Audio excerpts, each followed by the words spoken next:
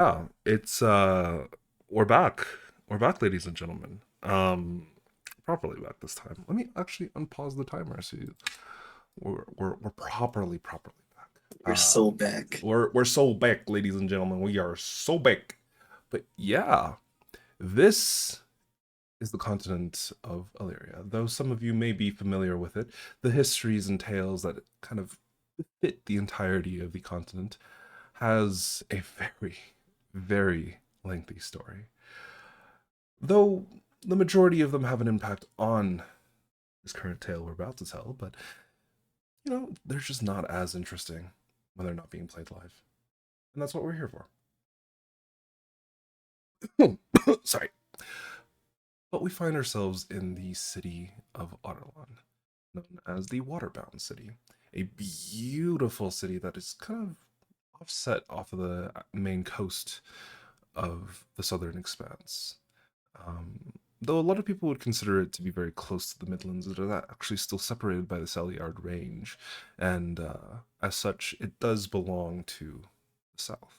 A little bit easier for them to manage as well, given that the entirety of the range is between them and whatever warmongers that had previously existed in the Midlands, specifically 20 years ago.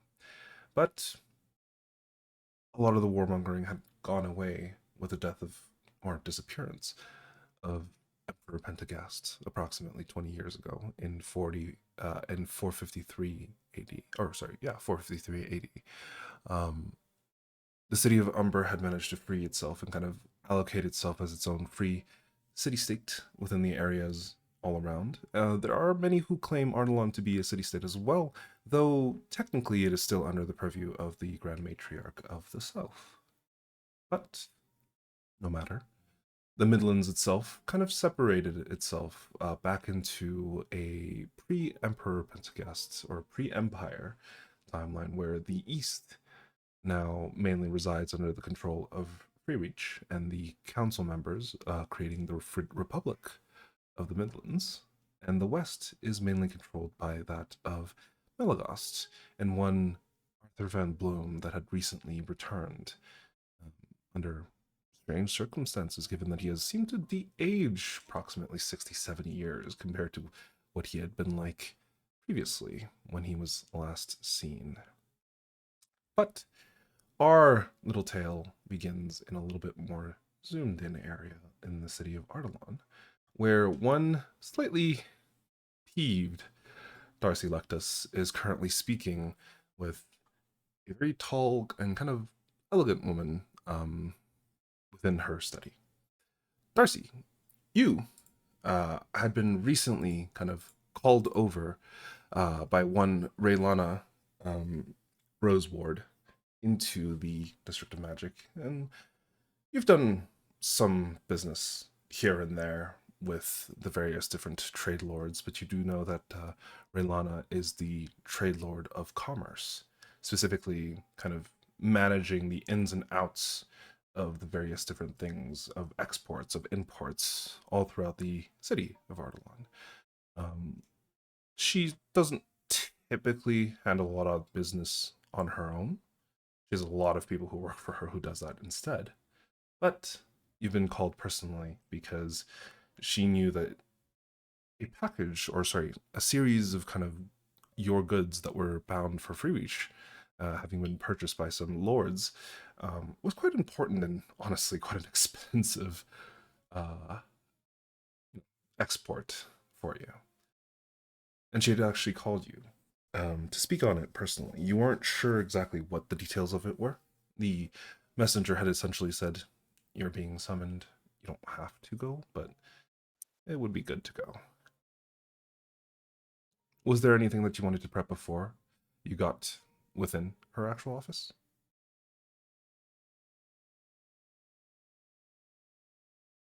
No, I can imagine I would have thought of that, but then might have lost track of it. Entirely fair. So you made your way throughout the various city streets of Ardalan, kind of traversing the various different lanes and various different places that you had grown up in and loved for so long. But you find yourself within one of the buildings, the administrative buildings that are kind of located within the district of magic. And you can see that there's the roads around you all are a little bit more paved, a little bit more traditional comparatively to any sort of the other cities that would exist on Illyria. But all around you, the entirety of this kind of district seems to even fill with this sort of like electric buzz in the air. The people all around you are just kind of chattering away. There's people going about from work in this relatively early afternoon. And it's beautiful. It's wonderful. And it's a bright, sunny day for this day. Wonderful for you. Maybe not to some others. Um, Mm. but yeah, as you kind of made your way through the streets, past all the various folks, you do take a moment to kind of breathe in the district of magic as well, because you do see in the far distance to the north of Ardalan in the district, there's these vast spires and these kind of buildings that just rise up out of the actual groundworks itself. Beautiful, stone crafted, and quite a lot of them made of these, shiny white, almost reflective types of stone that takes place. Amongst the top of them, you can see various different either flags or some sort of decorations, or even around one, you see what appears to be the illusion of some sort of, phoenix flying around it in circles, just encircling it for who knows what. Fun? Maybe. But decoratively, it's beautiful. There's a variety of other towers that seem to almost sparkle a little bit as well, just give off this various slightly magical vibe to them. Kitty, I'm in the middle of something. Please. That was amazing. Did you guys hear her? Yeah. Yeah, the whole time. Yeah. Like in my mind, I'm picturing Jake all dressed up in like a fantasy attire, talking to some like telling a story, and then suddenly behind him you just see a cat with its mouth just open. Ah! Oh my god. I'm so I'm not gonna lie, I felt like I was really getting to Darcy's mind because the cat was distracting me a little bit. Yeah. And then you do, at one point, see a cat just sitting in an alley staring at you, meowing at the top of its lungs, seemingly unaware of the interruptions it was causing to you and your mind as you're wandering throughout the district. Immersive. You leave it be for a little bit, and you decide that it would be best to kind of be on your way, as a summons from a trade lord is not exactly something that you should, ignore or push off for too long. I imagine it's around that time that Darcy realizes he forgot the gift he was going to give. Like, Yeah, oh, damn. I think it's entirely fine. But you show up to the building, the actual administratum, where the work is done, and you're escorted to a study, of which you find it's a wonderful little study. A beautiful, what appears to be perhaps mahogany or some sort of like almost pinkish wood seems to decorate the majority of the center of this room.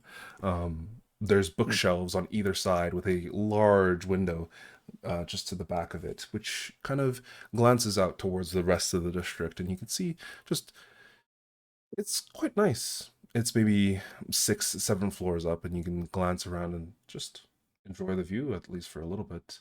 Off to the side table, you do see what appears to be kind of a bottle of whiskey, just sitting there, as well as a few glasses and a pitcher of what appears to be just like a small pitcher of ice, but for some reason the ice isn't melted or melting. It just sits there. Though as you walk over to it, it is cold. But yeah, you have a couple moments to yourself, as it seems that she's currently attending to some other matters.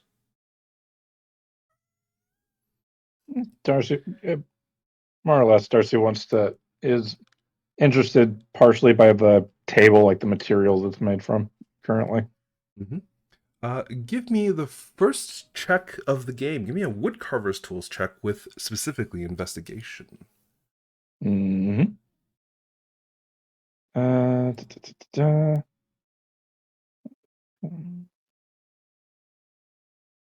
da. I'm just gonna mark investigation as expertise for a quick little bit, and I'm just gonna hit that. Mm-hmm. Ooh. At least Off it's not to a one. fantastic start. As you're glancing down at the actual wood itself, though it is a beautiful, beautiful make, the lacquer on itself, on the surface, kind of reflects the light very beautifully through the window. The material itself is strong, but you could tell that it probably is flexible enough that it's kind of like relatively decent to work with. However, unfortunately, you're not able to tell what type of wood it is, but you can see that it's kind of interlaced with a variety of different planks. A portion of the actual table itself, like the legs, are made of this darker, slightly more pink or slightly less pink wood, and you can see that the drawers themselves are made out of mahogany, while the actual solid construction of it is slightly more pink, but not like a vibrant pink, more like a Minecraft wood pink, you know? Right. Yeah. Right. It's almost like peach colored.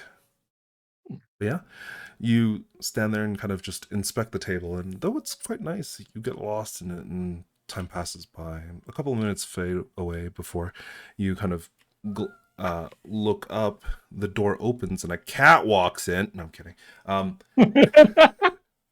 The door opens, and you do see like this elegant woman kind of walk in, one you recognize as Raylena. Though you had kind of worked with her before, it's still kind of a little stunning every time you do see her. These kind of auburn brown curls float past her head. She's currently holding what appears to be some sort of book or ledger in her hands, and she's just counting through it, doing some quick maths, something like that. These blue piercing eyes look up at you in the instant she kind of gets into the room, and past her glasses looks at you and says, "Oh, Darcy, you're here. Please, find yourself comfortable. Give me a moment. I just need to finish some calculations here and there." Not to worry, Lady Rolana. I'm just sort of marveling at the material of the table. I haven't seen it before. Never worked with it. It's an import Seems from it overseas. seems quite nice. Not exactly easy to Oh. find. It's from Xi'an. Have you heard of it? I think I might have, but it's escaping me. I'll have to look into it myself. Well, not to worry. The city itself, Ardalon, seems to attract their folks quite readily. Not much of the rest of the continent, though. But if there's too much to go through for this, I'll finish this up after. So, Darcy, good to see you. I must apologize for summoning you out of the blue, but Oh, it's quite all right. it's, the goods that you had asked me to send to Free Reach. Yes. Would you be able to recount to me what exactly was in there? It was meant for the Lord's Vault, and I do remember an inventory given to me, but it all of a sudden doesn't seem to match correctly with the records that I've got. Right. Okay. Let's see. And he will start like recounting what he had in there. Mm-hmm. And the majority of it wasn't, anything too fancy. It was 2 or 3 different custom carved figurines that some of the lords asked for in their own image. There was a few dolls that were meant for kind of either the children or, some fanciful gift for some of the others. And, some other smaller gifts for one of them to kind of just resell, essentially. Most of the usual, although one of them did have me make a painting frame. That was fun. Never really done that before. Painting. Yes. That is actually accounted for. Though there is several other things missing. It's... I'm assuming you tell her everything that you put in there. Yeah. Okay. And she basically tells... Yes, so one of the items that we are missing, she kind of pushes up her glasses and pulls out what looks to be a different ledger. Comparatively to the list that you had just given me, well, the 2 custom busts are missing. They were Oh? actually larger than the normal shipment crate could carry. So the majority of your goods, which were still stored within there, was in your crate and still accounted for. However, I had asked for those to be moved to a separate crate because, well, it's I kind of a puzzle. I did try to tell them, but they were insistent, and Yes. Yeah, it's fine. It's a puzzle to fit everything onto a ship, regardless. But yes, they were stored alongside some other items, and from what I can tell here, well, they're no longer in the warehouse where they're supposed to be stored to be sent out for next week's shipment. oh, I'm not exactly sure Hmm. why that is, but I may have some clues. There were some other things that were missing from the warehouse as well when I did a full inventory. Most of the times it's something small, but this time it's nothing that I want to overlook. My husband is going to be doing an investigation. Would you like to participate? I suppose at the very least I could identify.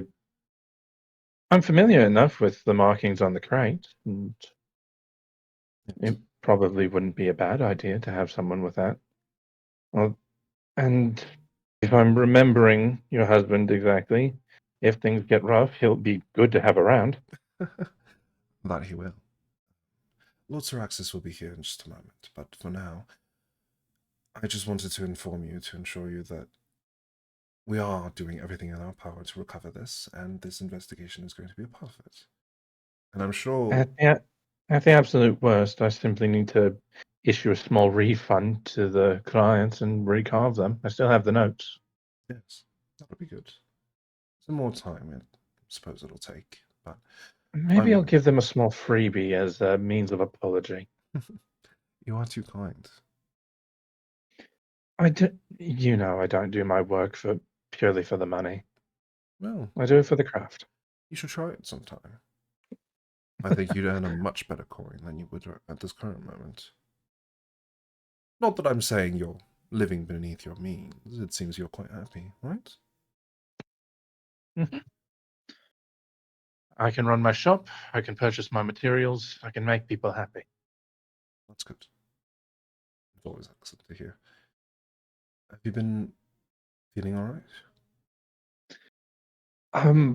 As well as one can be.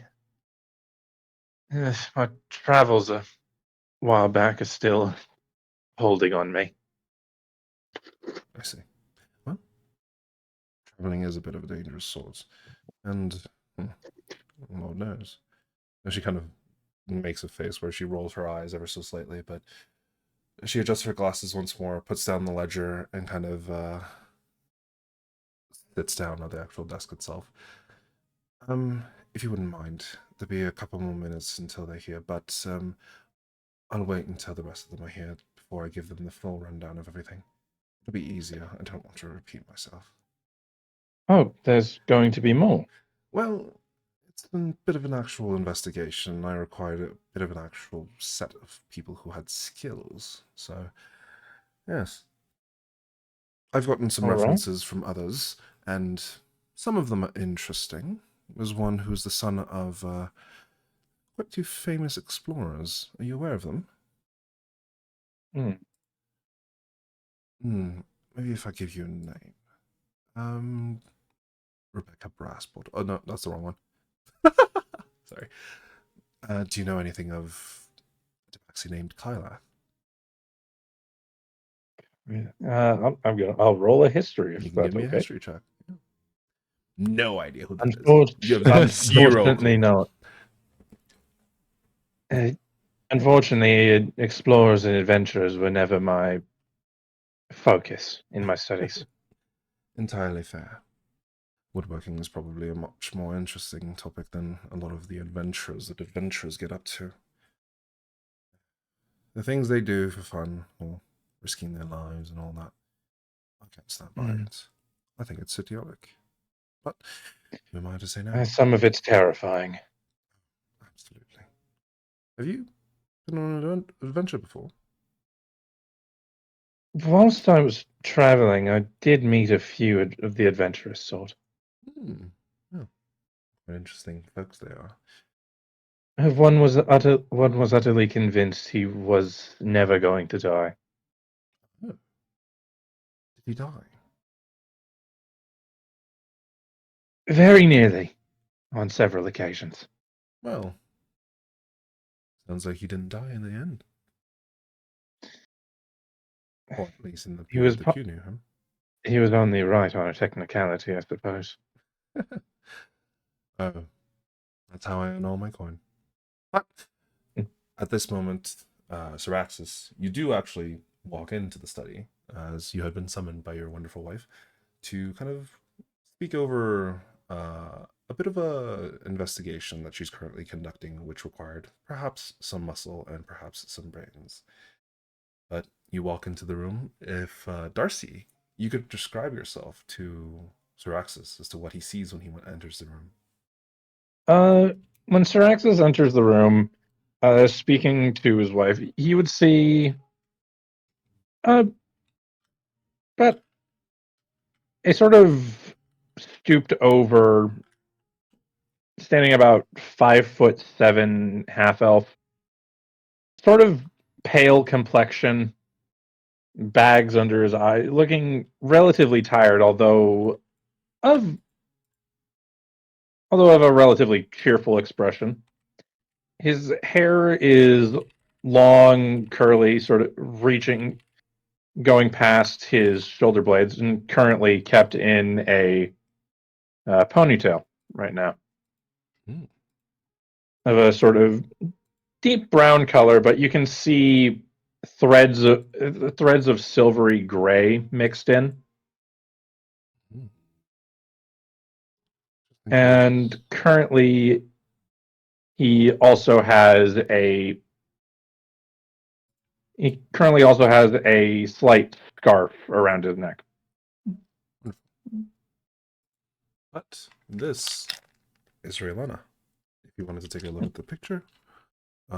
Yo, she's single. No, very much not. Shocking answer to hear. I'm just Um, kidding. but Darcy, as you kind of turn around, Syraxis, if you could describe what you look like. Yeah, so I mean, walking in, you'd probably have heard him stepping in, probably a handful of seconds prior to actually seeing him, You'd be surprised. as absolutely massive dragonborn, about 7 feet tall, very heavy, kind of blackish armor that is still like really finely polished and just well made. The right arm is much more armored than the left, which kind of below the pauldron just has a bit of a smaller, lighter framed arm guard. And then has this like kind of different shade of red compared to his scales, but this like scarlet covered cloak that is around his neck and kind of goes down a decent distance over his back. And on his in his left hand, he would be basically carrying this massive like two-handed weapon that just based on how like big it is, would probably be taller than him if it were to like be standing up straight. And he's basically carrying it in its sheath. As he just kind of walks in, kind of looks around, looks at Darcy with these like very like white and almost pearl-like eyes as he leans forward, kind of looking at you as he just finally opens his mouth and just says, "Is this little man bothering you?" Honey, this is Darcy. He kind of leans in a bit closer. His right arm, Darcy seems unperturbed. his right arm like raises up and like kind of claps down on your shoulder, and he just pats. Well, nice to meet you. A pleasure to finally meet you as well, Lord Thraxus. Oh, please, the titles. We don't do that here. Honey, what did At I least tell for me. you about the sword? What else am I supposed to do with it? You can keep it in your room, keep it in the armory, keep it somewhere where you can keep it on display if you really so wished. Not He just in kinda, this like, office. He just looks around. I'll like slowly slide and shimmy myself over to the left or to like a corner. And I'll just like take it and like very gently put it up against the corner and like kind of push it so it's sitting upright. And then just turn around and give a thumbs up and a smile towards her before standing up straight. There, on display. Sure. She walks over, kind of takes your hand, gives you a little bit of a hug before kind of wandering over back to the other side of the room and sitting back down. Did you take a look at the new recruits? Oh, well, the people that I've been told about. Have you seen them? And no, Sir Axis, you actually haven't. Not yet. I mean, you were told by one of one of your few kind of a messenger that, oh, this is what you forgot to do today. And then you were supposed to inspect some mercenaries for a job that your wife was going to hire them for. He just kind of looks at her for a moment. Does the crafting man count? Because I've met him. Were you speaking with Yoon? No, he says as he looks to Darcy. No. Well, I suppose he is part of the retinue. No. Then no, I have not met the others. Well, then I suppose it's time that I should bring you to meet them, because they've probably been waiting for a little while.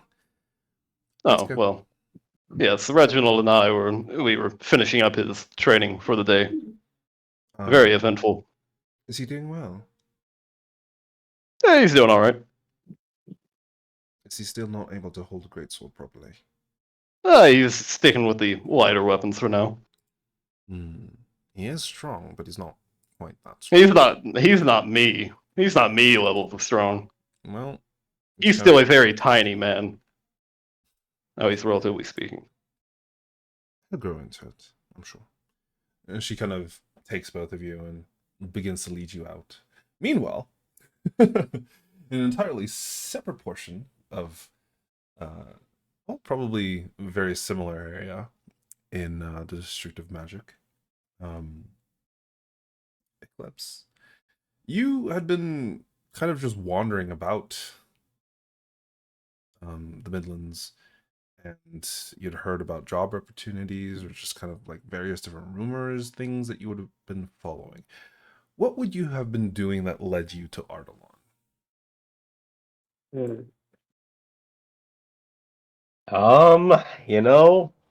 It's a pretty good question. I mean, it's pretty deep south.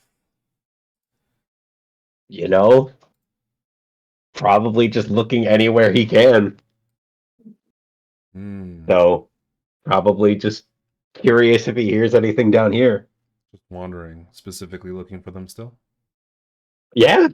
Excellent. Good to know. But yeah, you've been looking for a while, and honestly, it's been difficult going. It's hard to find someone so specific like that, but you've looked here and there, and it's taken you all over the entirety of the continent at this point. But at this point, you needed some coin, and Ardalon seems as good a city to do it. And, well, there's a bit of a tryout or some sort of hiring today. So you managed to find yourself over into the District of Magic, where you currently sit in a courtyard, a just rather large kind of open courtyard with various walls all around the entirety of the edges. And you can see there's a series of soldiers kind of training here and there. Not necessarily like proper soldiers, but it seems much more like a sort of semi-professional guard barracks or an area where a variety of people might go. You're not entirely sure. But yeah, you're just kind of sitting there and you're kind of just thinking about things here and there. Glancing around you, you do see that there are several other people who also seem to be kind of waiting as well. Two of them, namely. One is a masked figure, from the best you could tell, maybe human, just sitting there, leaning against the wall. But Eclipse, what exactly do you look like to everybody else that's around? Eclipse is Eclipse is about when standing about 5'10", decently tanned skin, more along the I'd say like light-ish brown hair, kind of, with cat ears that are just the same color as his hair. Um, Other than that, he's got his God. His left eye. There we go. His left eye is blue. His right eye is purple. Um, Other than that, he is wearing like a green jacket with a white shirt underneath. Along his back is what seems to be a decently worn in longbow by this point in time. Um, by his side, he's probably got it just lying on the ground because he's probably sitting, is also just this warhammer. Um, Other than that, kind of like tan-ish pants, and a ring on his ring finger, um, and a necklace of an owl hanging around his neck. As the Drake is out, which is this orange-looking, to him, beautiful creature that is just kind of leaning across his lap, or laying across his lap currently. Mm-hmm. Orange kind of wings, almost like a leaf. Yeah. And very close nearby, Zane, you find yourself there. Why are you in Odalon, Zane? So Zane would probably be there on some kind of assignment from the Silver Fangs. Mm. Probably some sort of heist. It's something that Gorshev would have tasked him to do. And Gorshev didn't tell you too much about it. He essentially said that there seems to be something going on with a different branch here in Ardalon. He's very familiar with them because there was a few of them that he had worked with before. You also remember a few of them that had kind of left to go work in Ardalon. Just because it felt more like home to them, and that was the reason they had left. But yeah, he had asked you to come and investigate and make sure that they were still, doing all right. That if they needed any help or if they needed some sort of kind of investigations into them, but or some help avoiding investigations into them, which could also be the case. But you'd also heard about this kind of job in relation to it, and you were curious, mainly due to the fact that it seemed to pay an awful lot for what seemed, in your mind, a relatively easy investigation job. Plus, it was an investigation into some stolen goods, so potentially could help you along the way to, finding out exactly where they might have been. But yeah, Zane, if you could describe yourself to those who are present there as well. Zane is about 5'11", and he has a rather sort of ugly looking mask on with just two yellow lights for his face or eyes. And it looks really unsettling. He's otherwise just wearing a long like cloak and with a hood, and generally seems to be trying to keep to himself. His posture kind of reminds me of the Virgin versus Chad meme. Sure. He's sort of like the Virgin, where he's just like walking, looking down, trying not to make eye contact. Mm-hmm. I don't think you need to try all that hard. I can't think of anyone who would want to make eye contact. But it's more so to avoid startling people as well. Right. Oh, That might be a little more difficult. yeah, but as you kind of went about, you're sitting there, and it's hard not to draw attention. But the two of you are just kind of looking around while a third figure just strolls in through the open gate. Celesta, if you could describe yourself. Yeah, so Lesto is a half tabaxi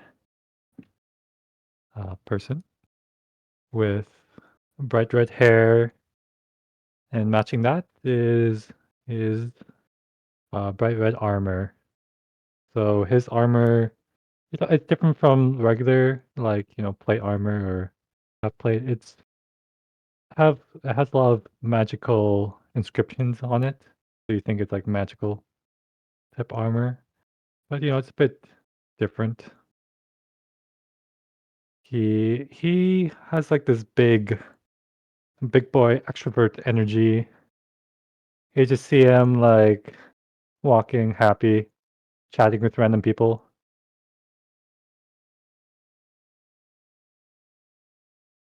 Okay. Yeah.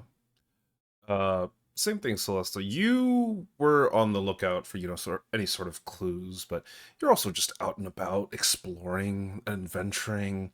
This seemed like something interesting to do, so you decided to uptake on it, and you decided to show up. But yeah, alongside the three of you, as you kind of gathered in this corner, watching this whole retinue of like guards or mercenaries, you're not entirely sure which, just going about their training. You see a kind of shorter man approach as well. What appears to be like a human man, with about just past ear length blonde hair. He's carrying what appears to be like a morning star shield, and is just wearing armor, and is just trying to look his best to be kind of as intimidating as possible. He looks rather handsome, but he shows up to the corner where the three of you are kind of like vaguely in the same area, looks at all of you. Is this the area for the stolen goods investigation? Yeah, it is. Come on here. Come where on. The seat's open here. Right here. Awesome. Thanks. Yeah. He kind of sits down, and you see him set his morning star to the side of the bench, but he keeps his shield kind of like still strapped to his arm, though it's quite a hefty kind of thing. It looks like it's a pretty big shield, and probably a little bit bigger than it should be on him, given that he's probably only about 5'2", 5'3". Looks relatively young, but yeah, he seems excited to be there. Do you know when they're coming?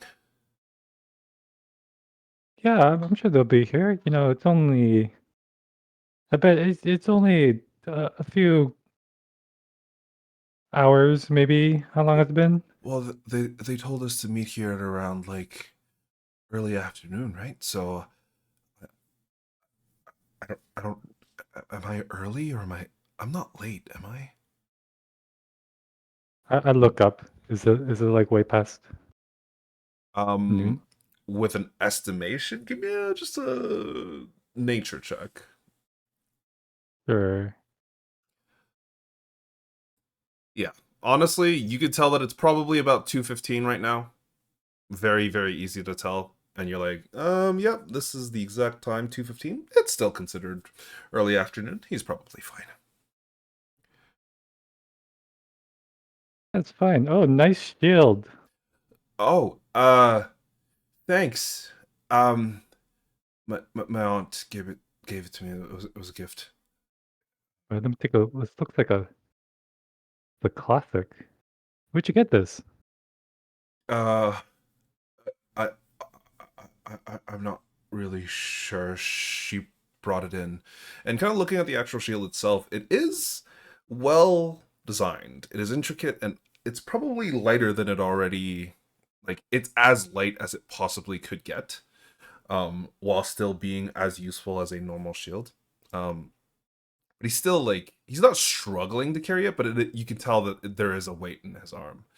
Um, and there's this very like intricate and kind of beautiful design on the surface of it. Give me a religion check. Okay. Oh, wow, I was actually good at that. Okay, that's crazy. You see very much the depiction of a Midlands deity. Specifically, you see the depiction of Harvier, who is known as the god of creation, of civilization, and yeah, you can see the two crystals that are currently like just kind of set in the actual stone itself, one or in the shield itself, one above the other, and a pair of wings that kind of spread out to form the entirety of this wing shield pattern. It's a beautiful shield, and it's very well crafted, and honestly would probably sell for a very pretty penny. If it didn't look like it was actually getting use, there is like a large gash across the front of it, and you're pretty sure that shit got hit real fucking hard for it to get something like that. Uh, I'm jealous. Looks like the symbol of Javier. If you Yeah, ever find out who made it, Harvier. Um, I, I, I don't. I can ask my aunt. She's the one who put this together. really? I'd like to meet the craftsperson. I don't. Like, it does look pretty old. Well, it's On- not. It's not old. It was brand new, a year and a half ago. Oh, I've taken really good care of it, but this large gash in the center. It's a. Well, my here, master's let me help. is a little bit of a hard hitter. I'll cast mending. Does that do anything? Yeah, no, you cast mending, and you can hear and see the folds of the metal just like kind of unfold itself from the large dent or kind of like gash it suffered, and it seals itself back into almost basically perfect condition. And you can see now that he has taken very good care of it. The shield itself is just in very good condition and it's very clean, but with the large gash, it just looked a little bit more decrepit. But he looks at you, looks at it. Oh, you're one of those magic dudes. I am a magic dude. How'd you tell? Oh, you just used magic. Wait, was that magic? Was that Well, witchcraft? Is there a difference? magic's a very complicated field, and then I just talk his ear out on the fundamentals of magic. Yeah, he gets Oh, lost no. maybe like 30 seconds in. And the rest of you, Eclipse, Zane, just like getting an earful from him, you're just like, holy shit. This guy could really talk.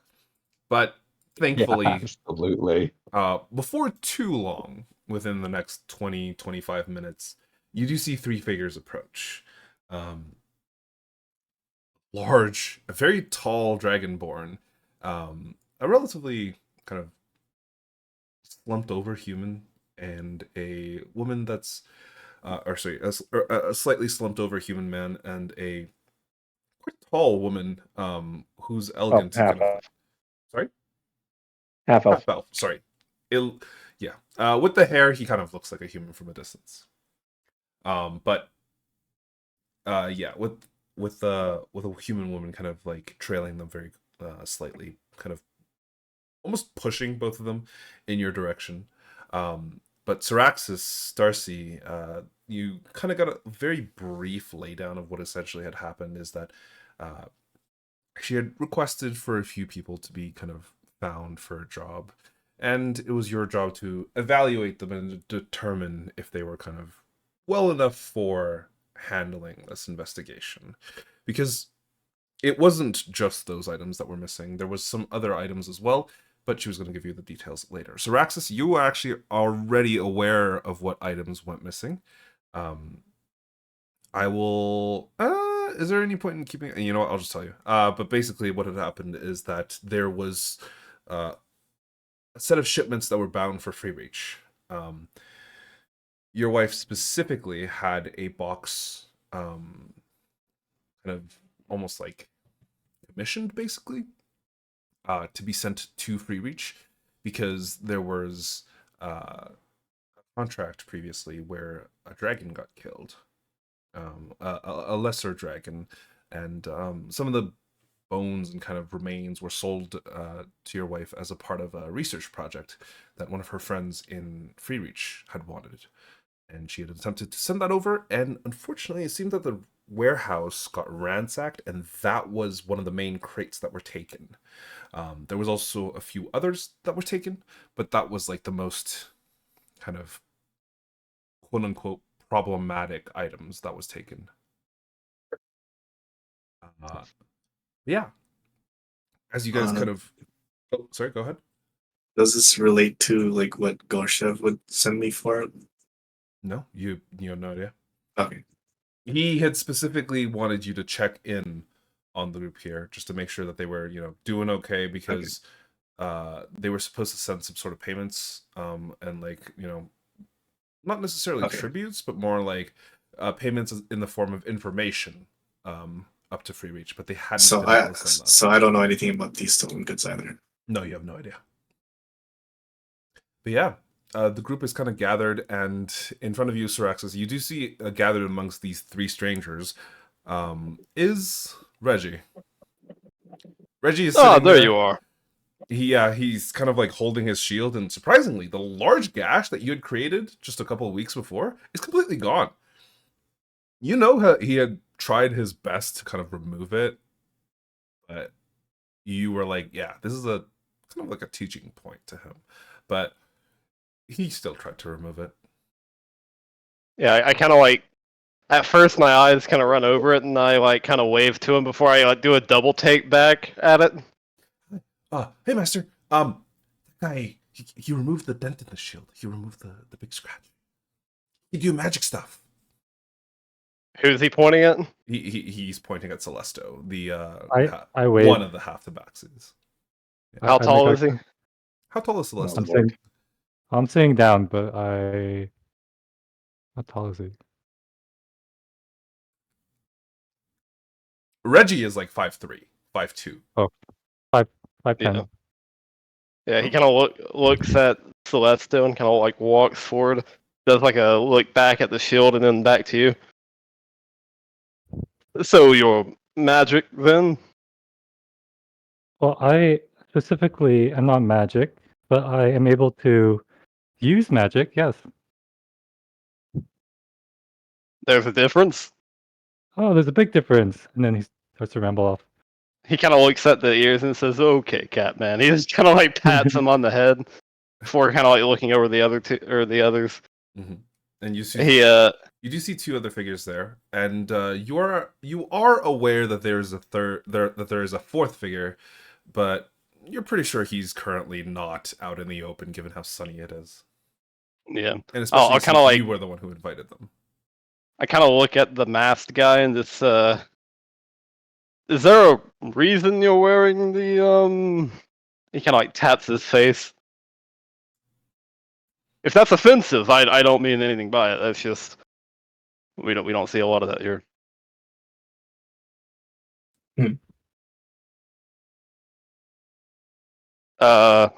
This is concerning. He just starts speaking in Draconic. Yeah. To who? To the masked guy, because he didn't say anything, and I just say in Draconic, like, is this the right language? Do you speak? No, he just stares back at him. Oh, geez, he's over for Darcy- two. This is Darcy- concerning. Yeah, Darcy will reply in Draconic, and presumably while Syraxis is still talking in Draconic. Not many people speak Draconic. Whoa. I turn like to Darcy. Okay, good to know. Okay, I also pipe up Draconic. He's right. I just look to you, and then I kind of like step forward. I squint at you, and then I squint at the weird dragon dog thing.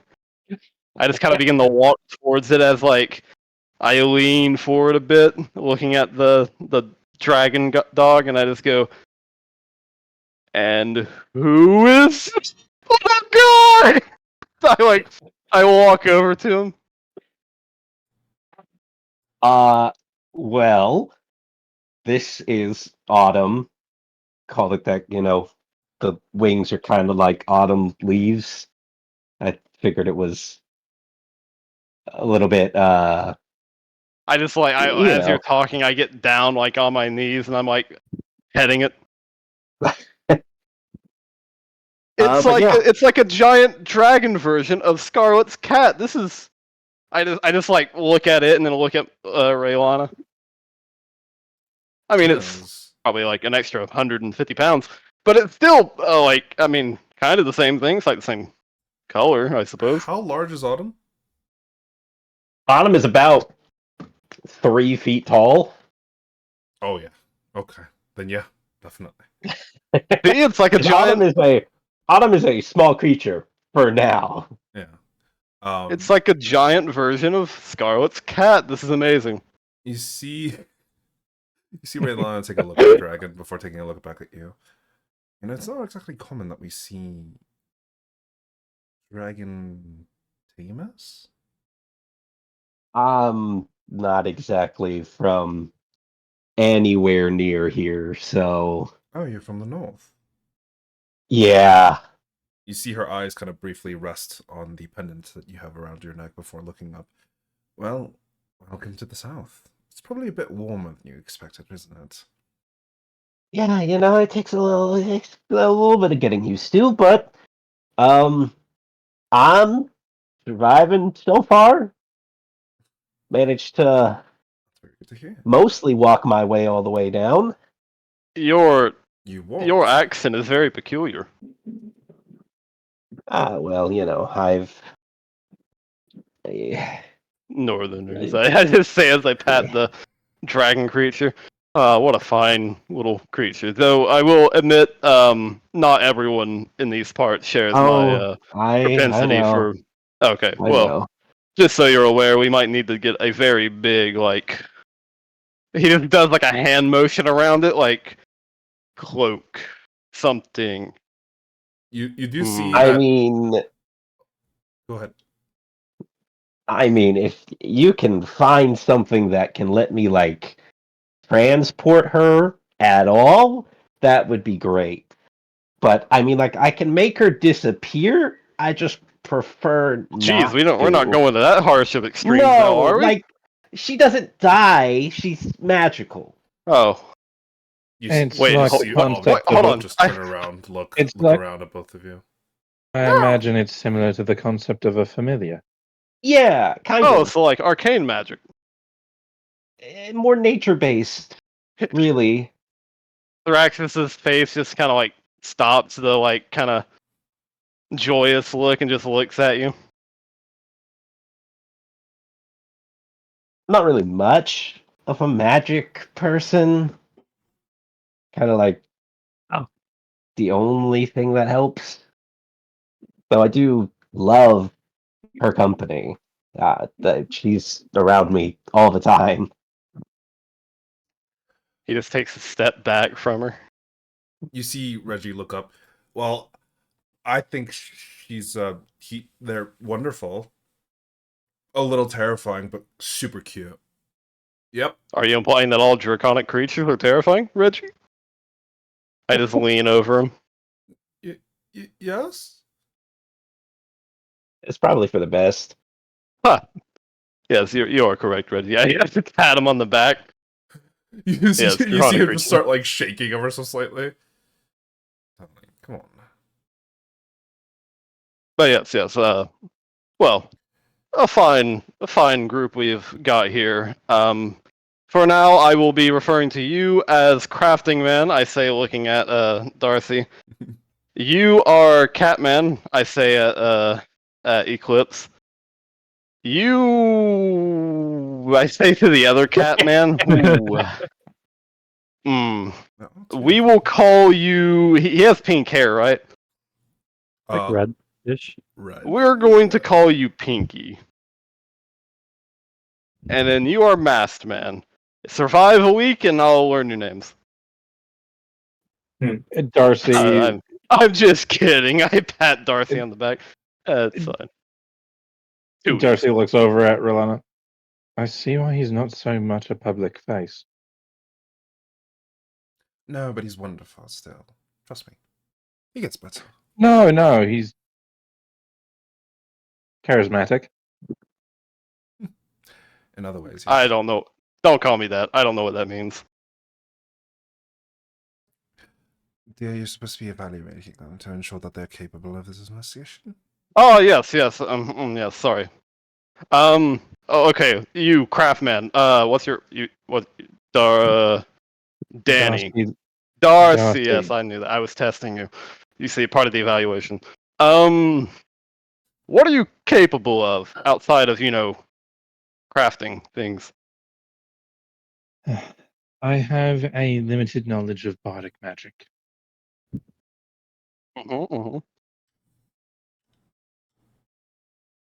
Useful, I think. And primarily, what I'm here for is to identify any of the crates and the items that were stolen. 2 of them happen to be things that I myself made. Gotcha. And what are you capable of aside from the little draconic creature? I'm extremely perceptive. I fight very well with my fist. Oh, you fight? Yeah. I undo my arm guards and like throw them down like gauntlets. Oh lord! Okay. I'm just kidding. I mean, I you pick can 'em if up. you want. No, Fight, you fight, would fight. die. I put the one on and start like. Like, were you grabbing a weapon at all, or just? No, he was like throwing his gauntlets down for like a fist fight, but he just starts putting it back on. I mean, like, fist fights are kind of like my specialty, but okay. Fist fighting. You see Me. Raylana take Reggie and just kind of pull him slightly away from the crowd. Yeah, I'll take your confidence as a sign of that you at least know what you're doing. And you, Masked Man, what are you? What's your deal? Oh wait, I forget. He doesn't understand me. He just like while you say that, he just opens his cloak, revealing 2 short swords. Oh. He also So he reveals that does he's naked. understand you. I'm fucking naked. He's just completely. There's a third sword there. Also, Andy, with how you're talking, I cannot wait for you to just completely eat shit in combat. Hey. I've had that happen before with a very No. similar character. I rolled 3 nat ones back to back with crit fail rules. It was really epic.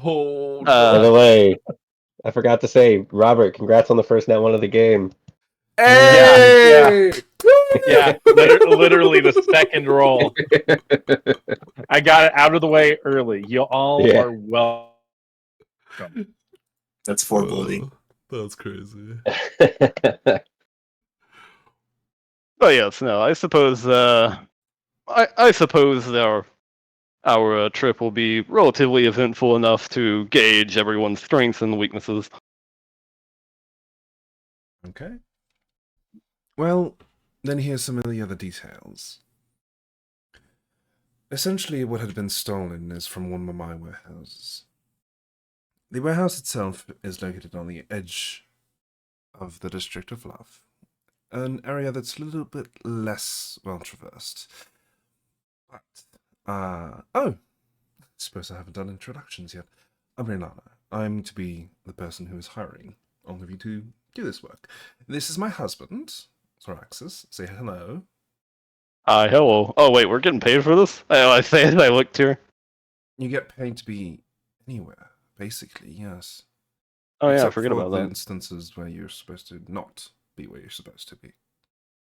Very confusing. Don't worry about it. I'll just tell you when to go. Gonna pat you on the back. He just smiles. But as for the rest of you, it's pleasant.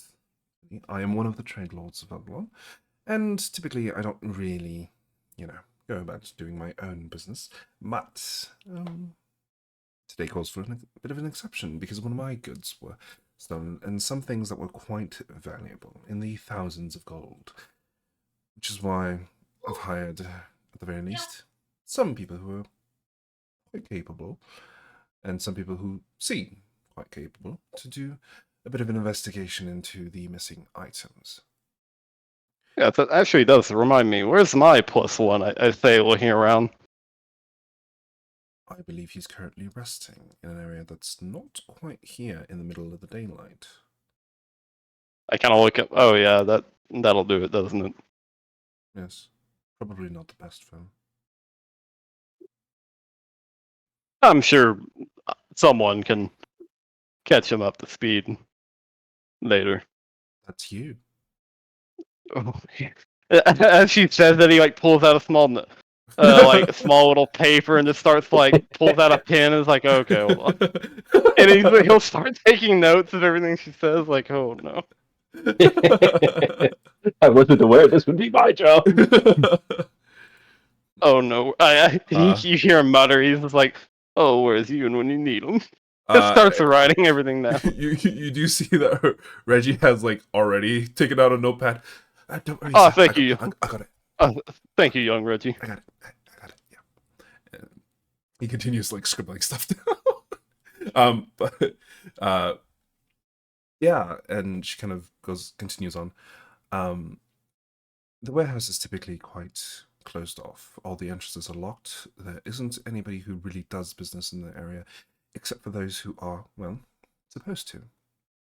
The goods are put onto ships at regular intervals, and the doors are not opened unless there's actually people working there. So, the express purposes of this, I'm guessing someone had to break into it and take something. I haven't been able to identify where they've taken the items, how, or any of that in the above. So that'll be up to you. Soraxis, or alternatively, Reggie, can also show you exactly where my warehouse is. Once you get access, feel free to look around. You can present... Well, actually, you don't need to present anything because, she kind of points at Soraxis. He'll be there with you. Yeah, it's had that effect on people. Yes. Incredibly. But a bit of an investigation is well worth. I'd like to know who took it, why, and, if possible, to retrieve the goods. Since it was only taken a couple of days ago, we do nearly daily inspections. I'm guessing they probably wouldn't have been able to get very far, given that one of the crates, well, is essentially 600 pounds of bones.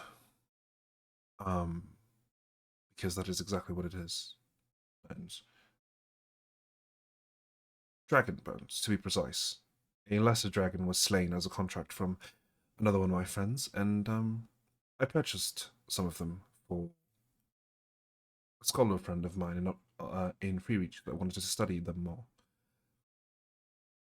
Unfortunately, they're gone. So they were quite expensive. I'd like to get them back at the very least, and if not possible, then perhaps you can find who was responsible for it and ensure that they don't do it again. Jake, Mm-hmm. can I see if she's hiding something? Certainly. Give me... So, what exactly or how exactly are you going about this? Are you just looking at her? Are you like... I'm I'm both looking at her facial expressions, but also just analyzing like the way she's speaking. If she's trying to avoid like certain topics or Sure. Give me an insight check. let's see.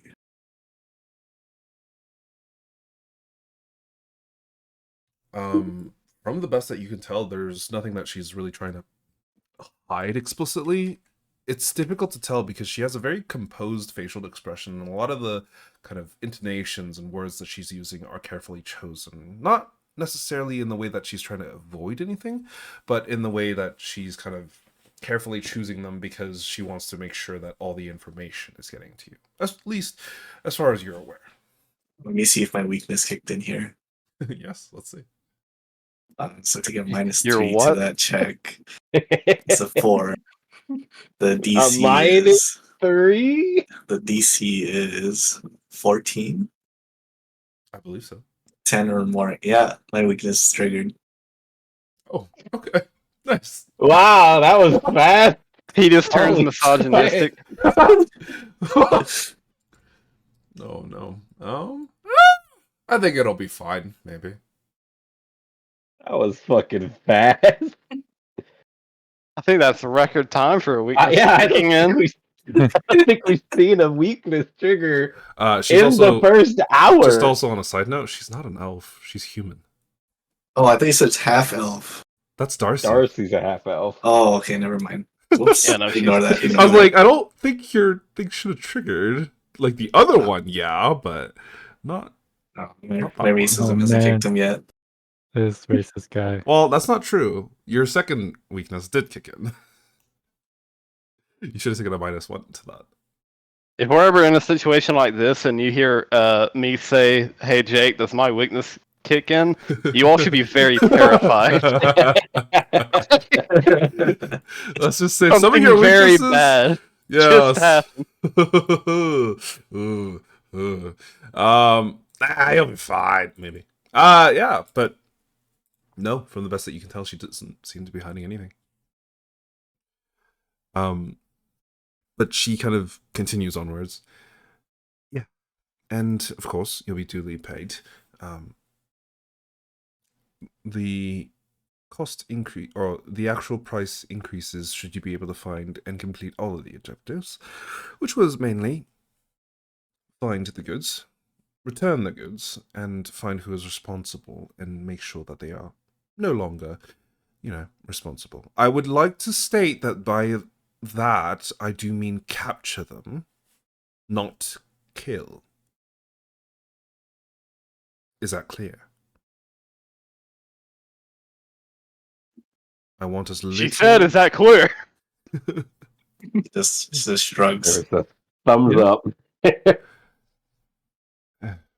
Look, if you do kill someone, there would be a pretty severe fee deducted from your payment. So please don't. It'll be more of a mess to clean up for me as well. Plus, you are under hire by one of the members of a lawfully abiding country. We are not a mercenary company that is out to kill everyone. We are not anyone or everyone. Please try and keep the peace within the city. Yes? All right. Don't worry, we are adventurers. We keep our word. Are you telling the Seems truth? nods. Celesto, are you telling the truth? Yeah. Oh, yeah. Oh, no. Right, you are. Is Zane's nod telling the truth, or is he just going with it? He's just nodding just to get it over with. Fair enough.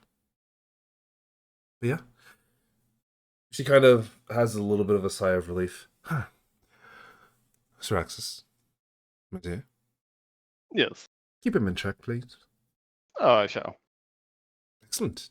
Feel free to get While started. I will tell you that it is 500 for each completed objective per person. 500 gold, that is. The crate is worth quite a bit, so if you do return it to me, I will give you 1,000 for it. Wow. each, mind you. I did pay in the 5 digits for it, so I'm sure. Well, Yeah. Thrive is kind of like not like lowers his head as she says that. okay. Chop chop. I'd rather the trail not get cold. But I will be in the office should you require anything from me. And feel free to ask about in the city if you have other resources that could be potentially helpful. Yes? Did you have any questions? I'd be happy to help. Not really. She looks at a few of the others. Out of curiosity, when was the most around what time did the crate go missing? I Well, know it takes time to check all of this, but as far as we were aware, the inventory was done 4 days ago. And then the time that they noticed it was missing was yesterday morning. Our cycles are a little irregular. I'd like them to be more regular. I'll check on an every morning basis, but it's a little more expensive than I'd like it to be. So we check it on an every 3 to 4 day basis. We checked yesterday morning and the log, well, there were 3 crates missing. One of them was the 600 pounds worth of dragon components. Another one was just a variety of items and things that were sitting on top of the same thing, which is, well, where your items were, Darcy. And then a 3rd crate had gone missing mysteriously. And the 3rd crate was just essentially full of linens, various different cloths. There was some silk within, as well as some other materials, but nothing super difficult to replace. Okay. Who have any suspects? How about the people who work for you? No. You think it's The an inside job? well, it's not really possible. As far as I'm aware, but I've already interrogated them, kind of gone through as much of them, and as worthwhile as it could be, I've ruled out the majority of them as a suspect. There is a night guard, and he reported having not seen anything over the last 3 days. You could potentially ask him. He's one of the only people that I haven't spoken with, or had a chance to speak with, but it's up to you. Please don't hurt him. He is a good man. Don't worry. Sir Axis, if you could show them to where Zarin lives, maybe he might be a good person to start with. Zarin is the night guard. No, I can take them there whenever they're ready. Or to the actual warehouse itself, if you would like to start the investigation. But ultimately, up to you. I'd like this done sooner rather than later, but however time it must take, then, it must take. I suppose I'll leave you all to that then? Alrighty. Show the way. I'll see you later. And she kind of gives you a hug and then pick on the cheek, which she has to kind of like jump up for, but Yeah. yeah, she leaves. So, where are we going first? Reggie kind of looks at all of you. Well, we I should think probably get Saros. Okay, yeah. Mr. Zarin's pretty cool. Could be. No, I said Saros. Saros. Oh, Mr. Saros. Yes. Yes. Yes.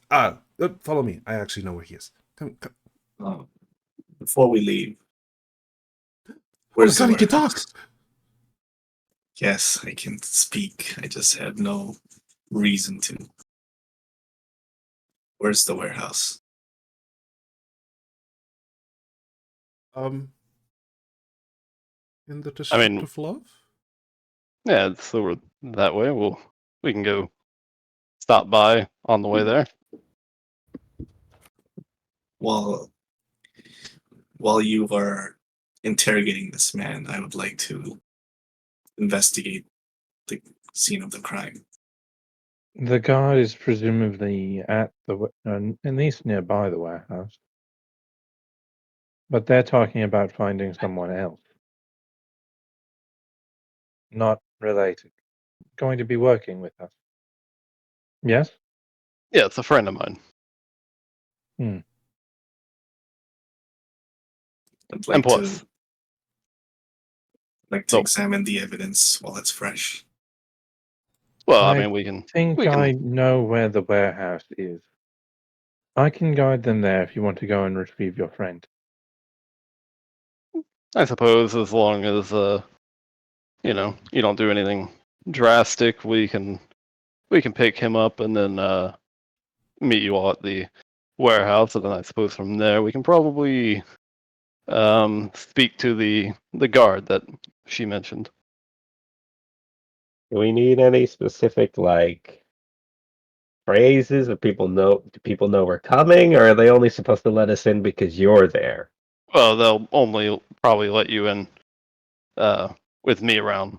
So So then it's not really a point to separating. yes, but I kind of lean in.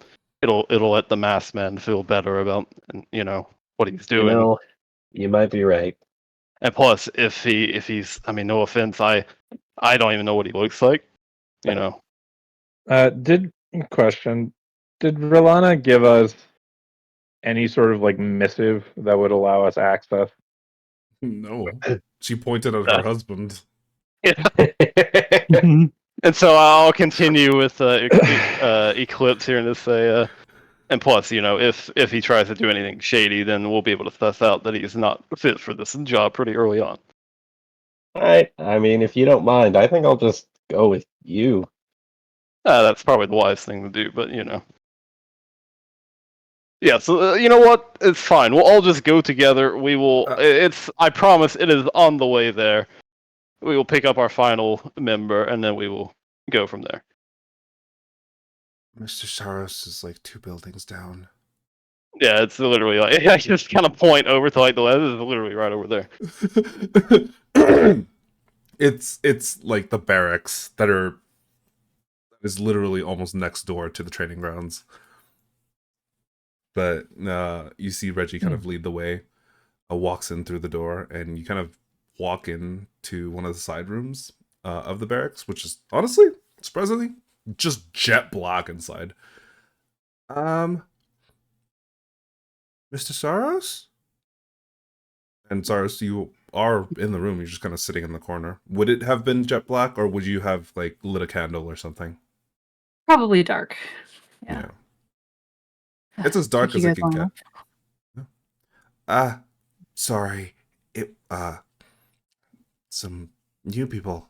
This is Mr. Saros, a friend of Lord Syrax's, and if I may be so bold, mine as well. But this is the group that we're gonna be doing stuff with. The investigation. Huh. The rest of I'll you glance step out. into a jet black room where all of a sudden a figure does step out from the darkness. Not hiding anything, but you see this about 5'8", very lithe drow guy. He's got long white hair. It's in a loose high ponytail, and in that ponytail is this sort of, it looks like a sickle that's coming out. It's like a crescent shaped sickle coming out from his ponytail. On his face, he's got like these white freckles all over it.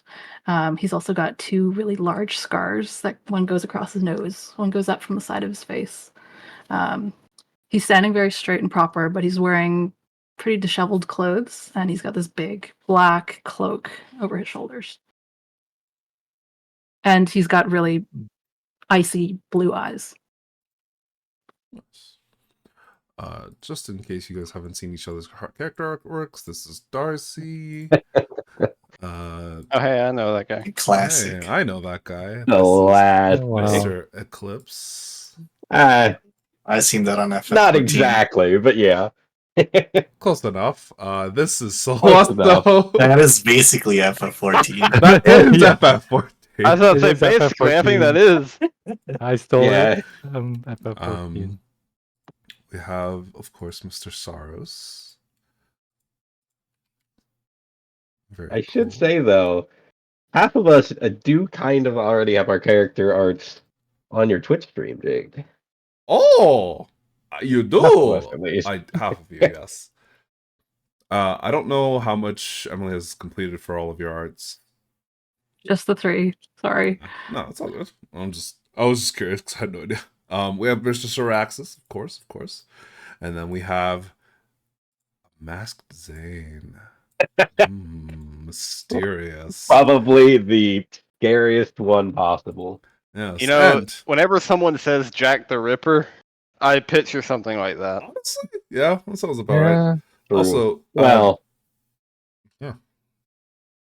as Reggie's kind of looking around, oh wait, I don't think we got a lot of your names either. He kind of looks back at the group.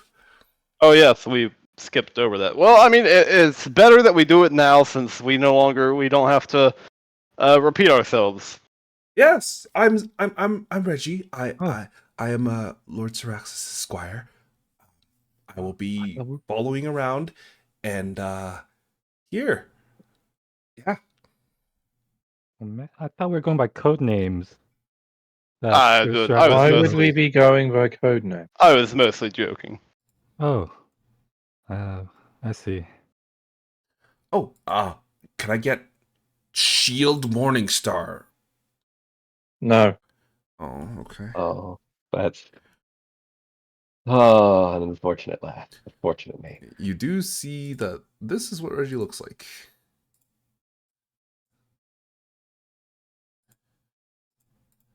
He looks a lot more handsome than I thought he was gonna be. I thought he was just gonna be like those kids like you want like stuff in lockers, you know? Yikes. Damn. Poor guy. But yeah, so that's Just 'cause he Reggie. sounds I am nerdy. obviously Siraxis. I just kind of look around to whoever's like next. A pleasure to make your acquaintance. I am Darcy Lectus. I am Eclipse Jade. Is my last name. I've introduced one of you, but this is Autumn, pointing down to my Drake. Autumn Zane. just kind of looks up. I didn't say it earlier, but that is a lovely color scale. Yeah. She loves it, especially in the autumn when everything is that color, and then I can't find her ever.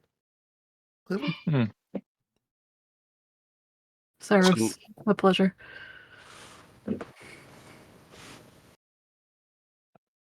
I just kind of like look over to Celeste last- and Zane. No, I Zane guess- said his name. Oh, did it? Okay, yeah, I Celeste. guess I'm not Pinky. I'm Celesto Farhold, son of Kyla No, we don't need to. and Primo Farhold. Maybe you've heard of them. Famous adventurers. No, not at all. No. Oh, like a Lady northern Red. thing where you like introduce your parent. Like, well, my Lady parents- Relana asked me if I'd heard of them before, and unfortunately not. I'm sorry to say. My parents are part of me, and I'm part of my parents. Therefore, I do introduce them both. Your parents are a part of you, and you're a part of your parents. Much to consider. Strange way of saying that. Well then, I suppose we can make our way towards the warehouse. Saros, have you been caught up at all? You know, on what No. we're doing. Come Okay, young in. Reginald. Oh, yeah. Hand me the notebook. He hands you a Okay. notebook. It's very All neatly right. written. It's actually quite nice. Yep. I take it, and basically, as we're like walking there, I'm going to basically recite it like very slowly, but word for word, what has been wrote down. Yep. And he actually wrote down basically like a transcript. So he recorded everything that happened, including At first, like, yeah, like Let's say- everything.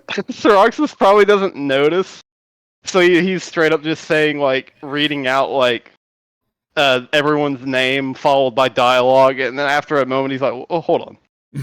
Yeah. He's like, mysterious masked man said. Well, that doesn't seem right. She never said anything like that. Oh, I see what's going on. You wrote this like a transcript. Oh, sorry, sir. No, it's fine. It's that's my fault. Let me start back from the top without that, and I'll repeat it. Only skipping over those parts. Yeah.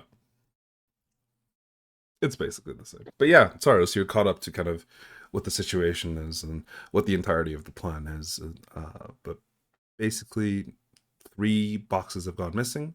All 3 were quite hefty, large boxes, which would have very likely required the warehouse doors to be opened. Like they wouldn't have been able to escape out of a side door, kind of thing.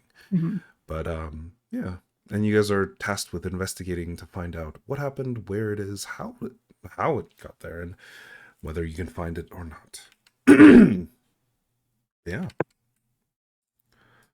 Now, as you guys continue to walk towards the direction that you have been intending to before, we are going to take a very short break. I am going to go use the washroom. Be right back. I will be back.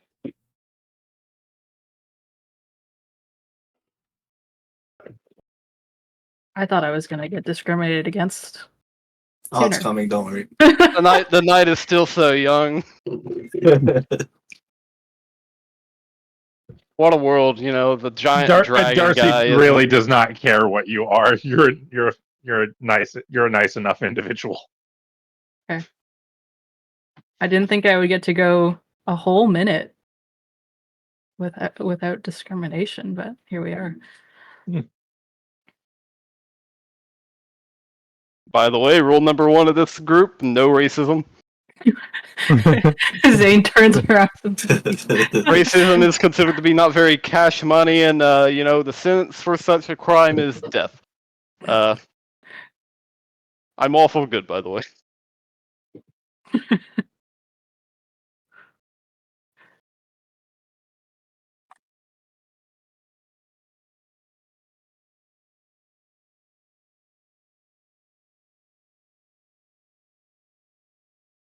I say, by the way, out of every single character here, absolutely did not expect to be introduced third.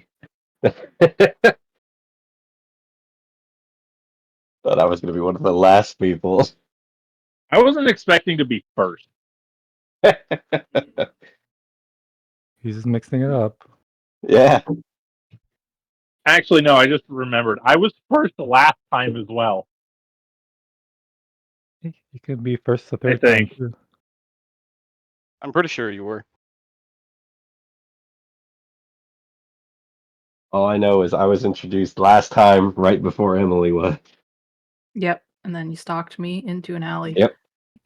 Yeah. Don't worry, I won't do that in this one. I don't need to. Yeah. What a funny little guy with a southern accent and a half cat boy thing with a pet dragon.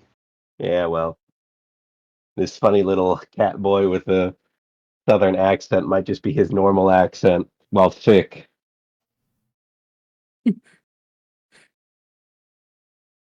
We're still figuring things out.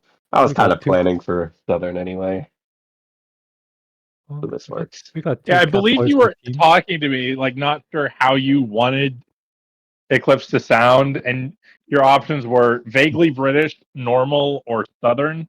Yeah, And I just said, just go full fucking Southern. yeah, that's what it's turned into so far. So Yeah. this is what we'll be doing. It's Yeehaw! funny, in my Sunday game, we have a player who, his character, he does a like hardcore Southern accent. And it's funny because me and my friend Sam, who I went to school with, who like we both grew up in the same area, obviously in the South. Whenever that guy is present for the sessions and is doing his character voice, he and I always end up like reverting back into like our actual Southern accents Oh, I bet. from around here, and like we can't help it. We always catch ourselves and we're like, damn it. I can't remember who it was, but I think it was in one of our Saturday games. It was definitely during Cyberpunk. Someone had an accent that was Southern, and then someone else was British or something. And I kept going back. So, What was it? I can't remember. so in the first chunk of Cyberpunk, I played Ricky. Yeah. We were going into the tower. And then I turned into American Ricky. Oh, but like For those of you not present for that, Ricky is very Russian, and he learned a good chunk of his English by watching old Western movies, and thus when he is American Ricky, it is full fucking just cowboy.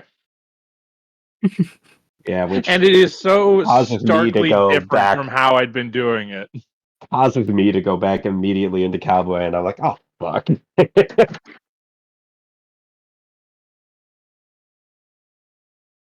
Well, I am can't playing do a it. very Japanese man.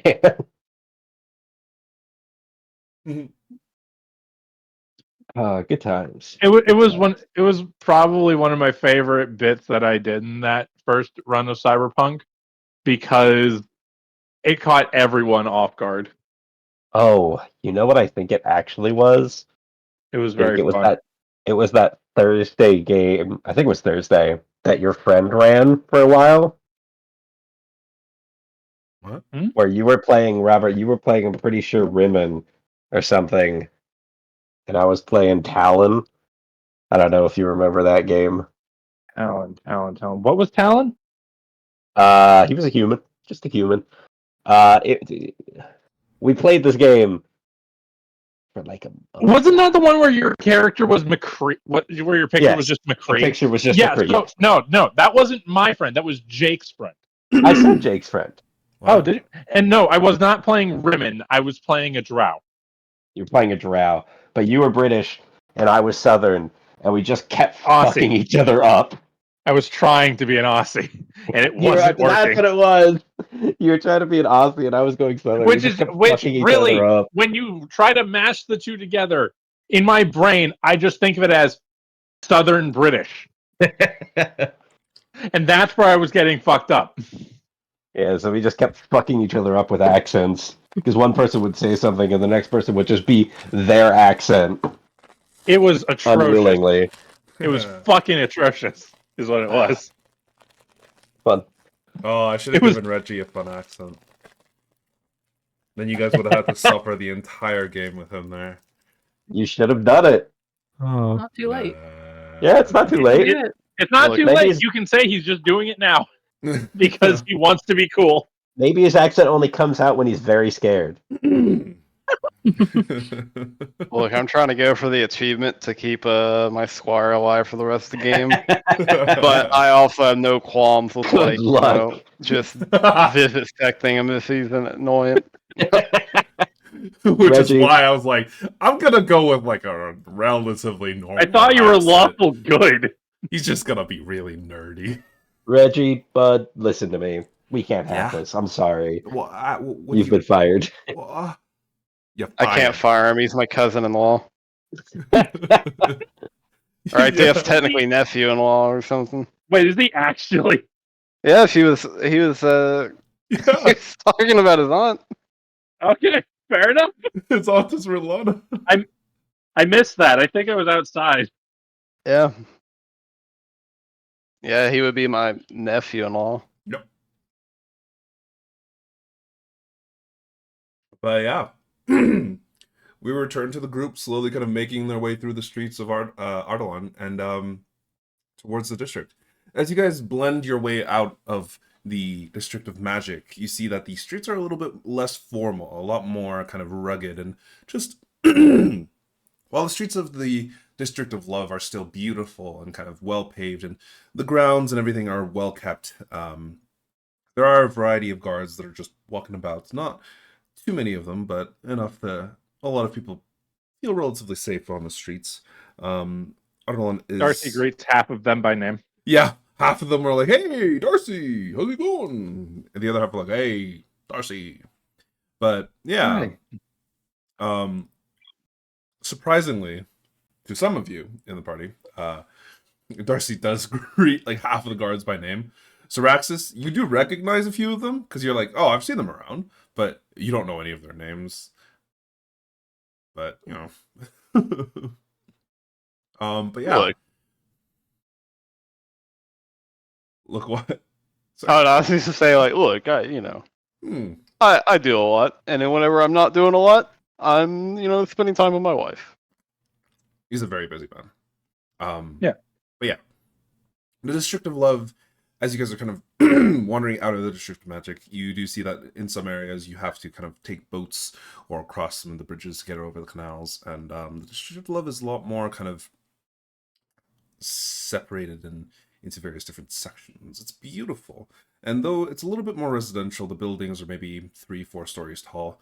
The streets are rather narrow, and there's quite a lot of other people kind of going in back and forth in the various areas. Yeah, you see like couples taking a walk in the afternoon. You see, some of the more busy merchant folk who are kind of, trying to sell their wares and whatnot, keeping their windows open. But given that it is getting later into the season, even though you guys are relatively far south, it is still getting a little bit chilly. And as it kind of approaches later on in the afternoon, you do feel the kind of heat of the day, like the sun from, the heat from the sun during the day fade as slowly darkness begins to creep in, even though it's relatively early in the afternoon. But as you wander over towards the actual edges of the District of Love, Darcy, you pass by one of your probably favorite places in the District of Love, following the wide open square that is in the very center of it. To the edges, you see that there are two competing theaters. One, as the Globe Theater, for fun, for shits and giggles, and the other one is the Theater of One's Imagination. Both of them seem to be carrying out some sort of play on this day, seemingly packed to the brim from how much shouts of joy and laughter are coming out of both, as all of you are passing by both of them, and kind of making your way. I do so wish we had time for a show.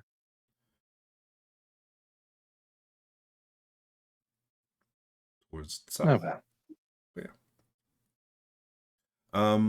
Eventually, you do find yourselves at the edge of the District of Love, where the crowds kind of murmur down. The people all around are less commonplace, and you just generally begin to feel that it's a little bit more dark and kind of dreary. There's less lantern lights on the streets itself, and the air itself almost gets a little bit more of a chilly quality to it, though it is still relatively warm. For those of you who work in centigrade, it is probably about 12, 13 degrees Celsius. For those who are working in Fahrenheit, I have no idea what that is, and I will have to convert. Give me one moment. It is probably about 55 Fahrenheit. Ooh, nice and comfortable. Oh, it's not too bad. Yeah. Yeah, it's relatively still, like, it's still Still chilly. but it's still a little bit chilly. You can feel the briskness in the air, but no breath, in front of you quite yet.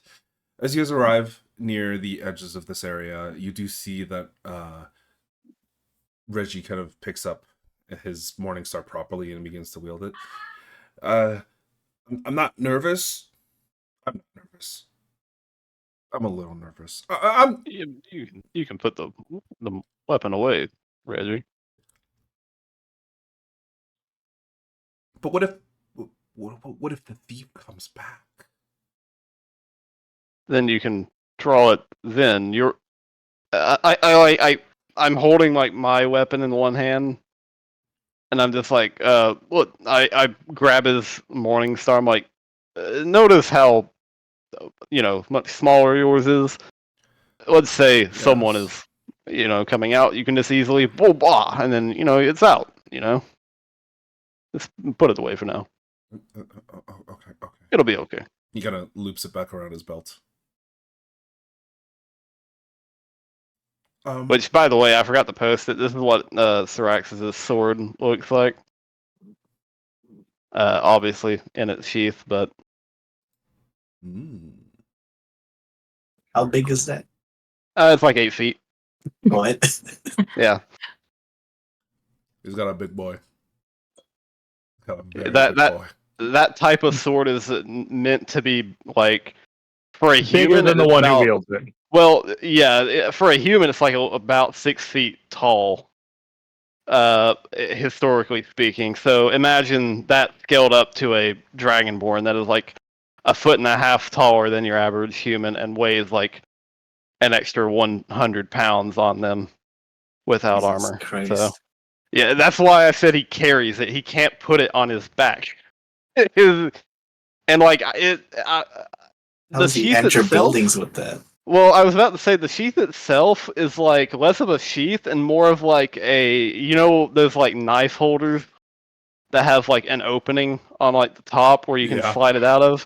It's You mean a basically knife that. slot? It has like an opening along the top so that instead of having to pull the entire like 7 feet of blade out of the hilt or out of the sheath, rather, he can basically just like almost leverage it forward and pull.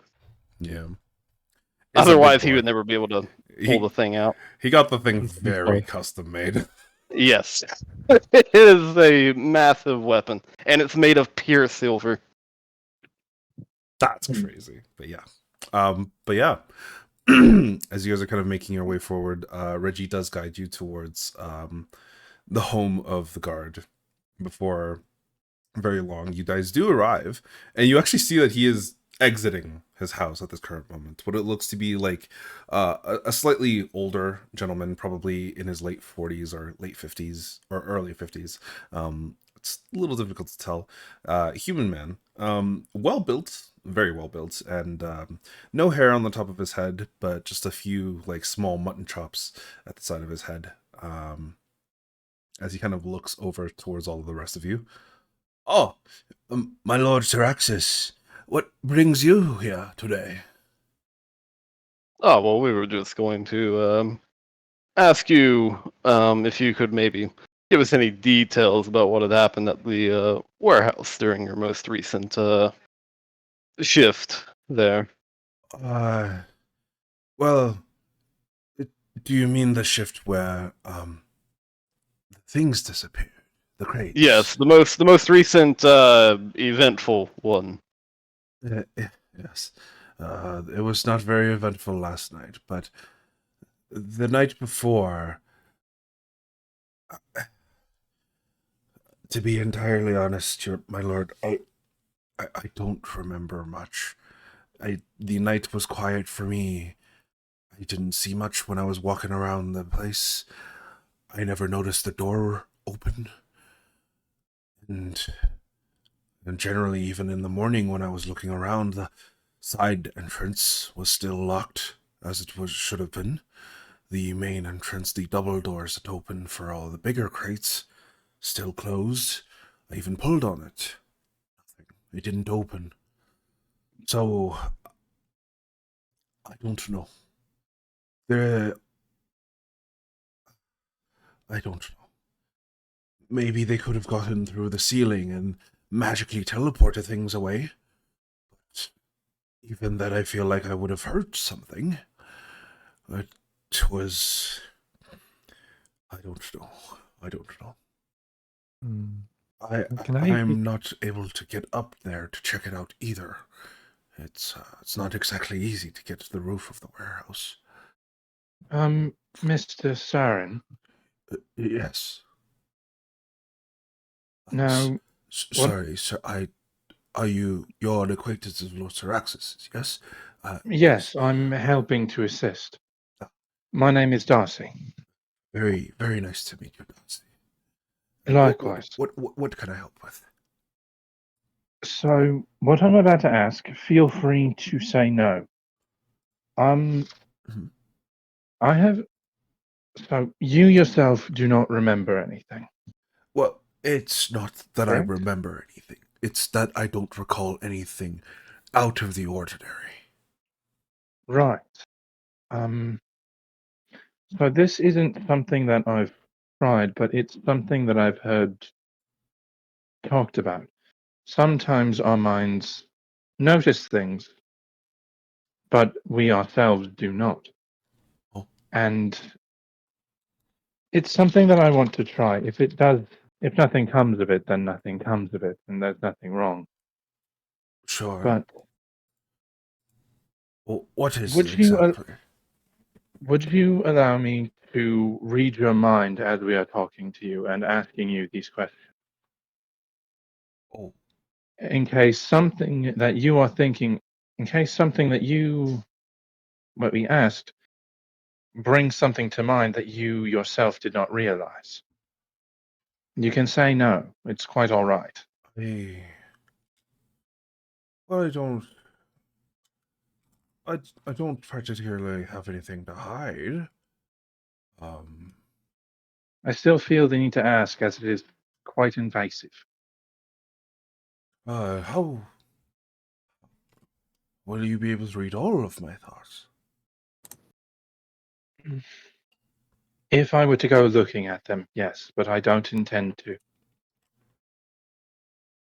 What will be brought up is primarily your surface level thoughts. But if I do go deeper, what will be at the forefront is things that you think of as we are talking to you. Um. I mean, if you think it'll help, I. I do not believe it could hurt. Well then, um. All right. It, sure.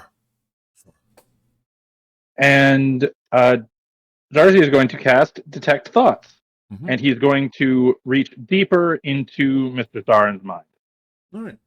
With the initial casting of Detect Thoughts, you kind of you close your eyes, focus for a brief moment, and you can feel the surface level thoughts begin to flow in. You can feel, oh, is this really all right? What if he knows what I bought the other day? Oh, well, that'll be weird. But it's not illegal. It's just weird. Oh, shit. Do you probe deeper? Yes, I probe deeper. I'm not about that. um, yes. So as you do begin to probe deeper and kind of wander into his mind, you begin to just see and feel all these streams of thoughts of kind of consciousness just streaming past you. What exactly is it that you're looking for? You're looking for his memories of that evening? I'm looking for his memories of the last 4 nights. Okay. And it'll take a bit of searching. So give me an Arcana check just to see if you can find what you're looking for. Yep, just a second. I'm currently in the kitchen cooking up some pasta, and I got too small a pot, so it's kind of boiling over. No, it's all good. It's fine though. Just break the noodles. I will hit that shortly. You can You dump don't some more break water. noodles, Tay. You can dump a little bit I more did dump. water. I have dumped a little bit of water already. Yeah, then you'll be fine. But yeah. No, it's still because there's a lot in here. Oh. But I'm gonna try and do this quickly. Never break noodles. That's illegal. I didn't break what I noodles. They're said. shells. No, I'm They're talking shells. to K. I'm talking to K. Tay said you can break noodles.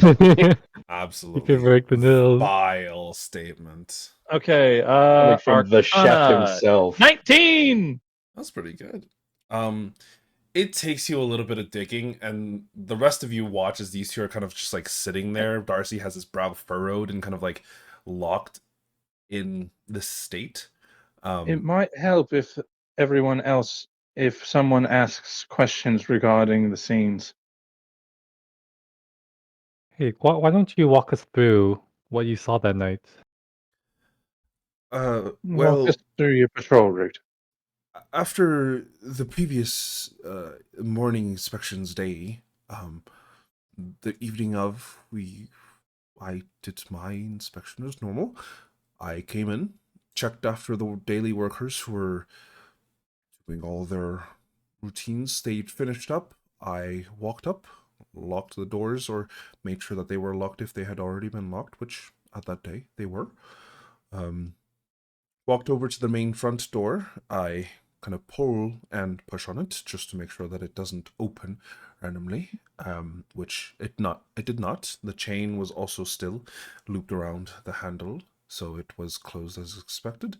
The lock was still on, no movement, still there as it was, and I typically go about kind of lounging either at the side door or the main door and wander around a bit because it's not just one warehouse that the family owns. I think it was 3 total. So I wander around, check all 3, make sure they're doing okay, do a bit of light reading at night. Have a little bit of a lantern with me. And then every half hour or so, I go and double check the doors again and come back. And with your thought reading, you can kind of definitely see this entire process. And you notice something a little bit odd, but it's nothing that he would have noticed. On the second night, the night after the inspection, which would have been the day, it would have been the day after the inspection. On that evening, when he went to check the warehouse's like locked doors and stuff, the chain was still wrapped around the handles. The lock was still there, but you realize that the chain had been wrapped around the wrong side of the handle. Like it was still there, the chain and the lock still very much present, perfectly intact. Just the chain was wrapped differently. That's all you notice. Otherwise, honestly, everything else seems perfectly normal. You aren't able to find anything else within his memories, within his thoughts. I have noticed something out of the ordinary. Oh. I What is it? It's how the chains were wrapped around the doors. Normally, they're wrapped clockwise. This time they were wrapped counterclockwise. The day after the inspection. Oh. I can't say I noticed that. I'm sorry. It's. I'm sorry. You see him kind of like do a very deep bow in front of Sir Axis. It's hardly your fault. It's simply a matter of familiarity. How long have you worked this job? Well, I've been working this job successfully for the last 15 years.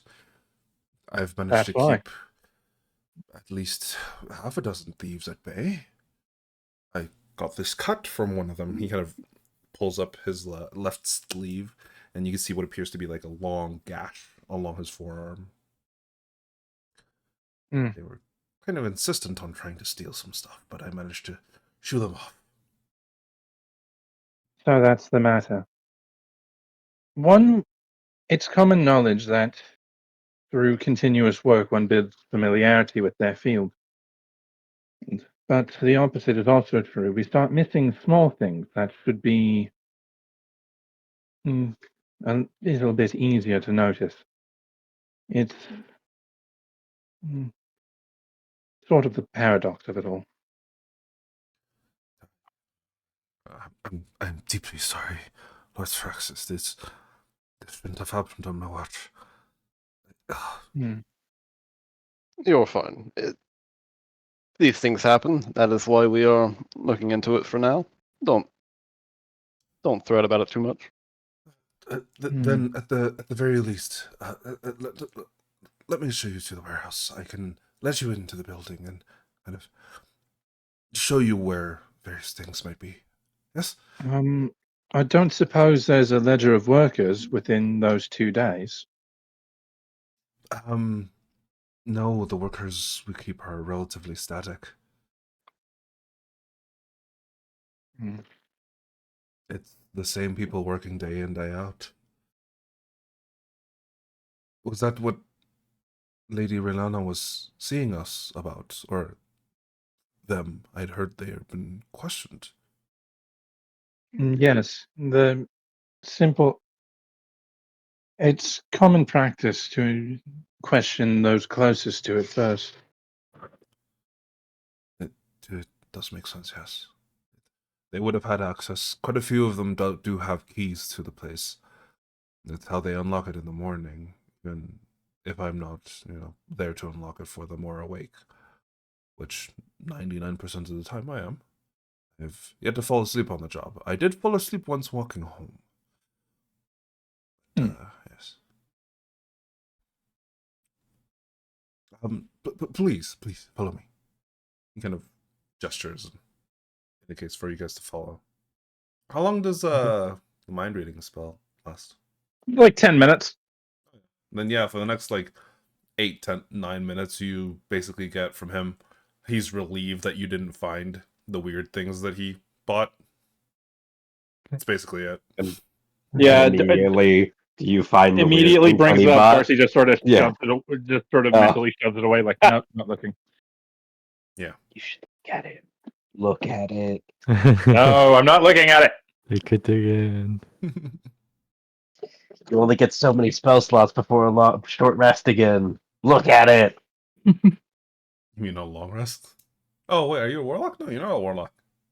Oh, he's No, not, I'm is not. he? Yeah, he's not. I keep No. forgetting. I keep he's forgetting this card. He's full He's a long full rest card. dependent, baby. He's Yeah. a fullcaster now. Forgot about that. But I Never do mind. have sorcery points. Should I That is need true. to? That is true. Yes. I can convert. But yeah, you guys wander all the way over to the actual warehouse itself and kind of shows you around the area a little bit. The 3 warehouses that are basically in tandem to one another. The smell of the sea breeze is very strong here, given that you are right beside the docks. In the dark distant horizons, you can see the clouds kind of billowing, the ocean waves itself kind of crashing against the side of Ardalon, as well as in the distance, the shores of the continent of Illyria. It's a very strong, almost like fishy smell in the entirety of the area. You're not entirely sure if it's because it's just the docks or something like that, but the smell of sea foam is also very much present.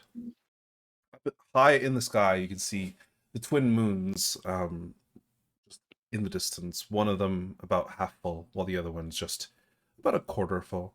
And though they are visible in the night sky, they shine still very much brightly, kind of illuminating the entirety of the area all around you. In front of you stands what appears to be 3 large, kind of square, gaunt buildings. They're not particularly tall, but they are tall enough. All 3 of them standing at just over 15 feet tall, with flat roofs on the top, and what appears to be like a large metal door to the sides of each of them, facing towards the interior of the city, where you see many other buildings of very similar make, either of storage solutions or whatnot. The 3 warehouses are relatively large, probably about 70, 80 feet wide, and maybe about another 30, 40 feet deep. And they could probably conceivably store quite a lot of things. There is a side door to all 3 of the buildings, and honestly, they look the exact same. Essentially identical, where the side door, it is just a smaller door, also made of metal, kind of set into the stone foundation. Both the front door as well as the side door, the front doors and the side door are all locked up with a metal chain kind of wrapped around the entirety of the front of them, with a giant kind of padlock just keeping them closed. Okay. During that time, can I cast Detect Magic? Just so I have it ready ritually. Yeah, sure. Fortunately, if you're trying to do it ritually, you probably wouldn't be able to walk. Um. Okay. Like if you were standing in one place and they were having a discussion off to the side, that's perfectly fine. But if because you're moving, it'd be very difficult to actually prepare the ritual for you to actually cast it. But you could start the casting of the ritual once you get there. Okay, I'll start when we get there. Can I try to like see if there's been tampering? What do you mean by tampering? Like just like the door, the locks, the chains, like if it's like been like forcibly like messed with, or if it's just been opened like normally. Well, Yeah, give me an investigation check. Yeah. Thing, we're kind of at a disadvantage here because most likely this happened like 3 days ago. Someone's screaming in the background. Yeah, that's my girlfriend playing DVD. Okay, but yeah, Zane, as you're kind of taking a look, you glance over the entirety of this metal construction, this pair of metal doors as well, which has the handles kind of tied them. You can see the metal chains are wrapped around the handle, but they're also wrapped around this kind of like central pole that is sitting like above the actual door itself, where it seems to be anchored into the actual foundation itself. But looking at it, from the best that you can tell, doesn't seem to be any damage, no tampering. Even the chains, they're not like brand new, but they are new enough where there isn't really any rust to them. It looks like they've either been coated in some sort of protective kind of coating, or they haven't been in use long enough for it to actually start rusting. So all the chains, honestly, they look fine. Like there isn't any sort of issues with them really. And the actual lock itself, as you give it a once over, yeah, it looks fine. Though probably not the most pick resistant, just at a quick glance. Yeah.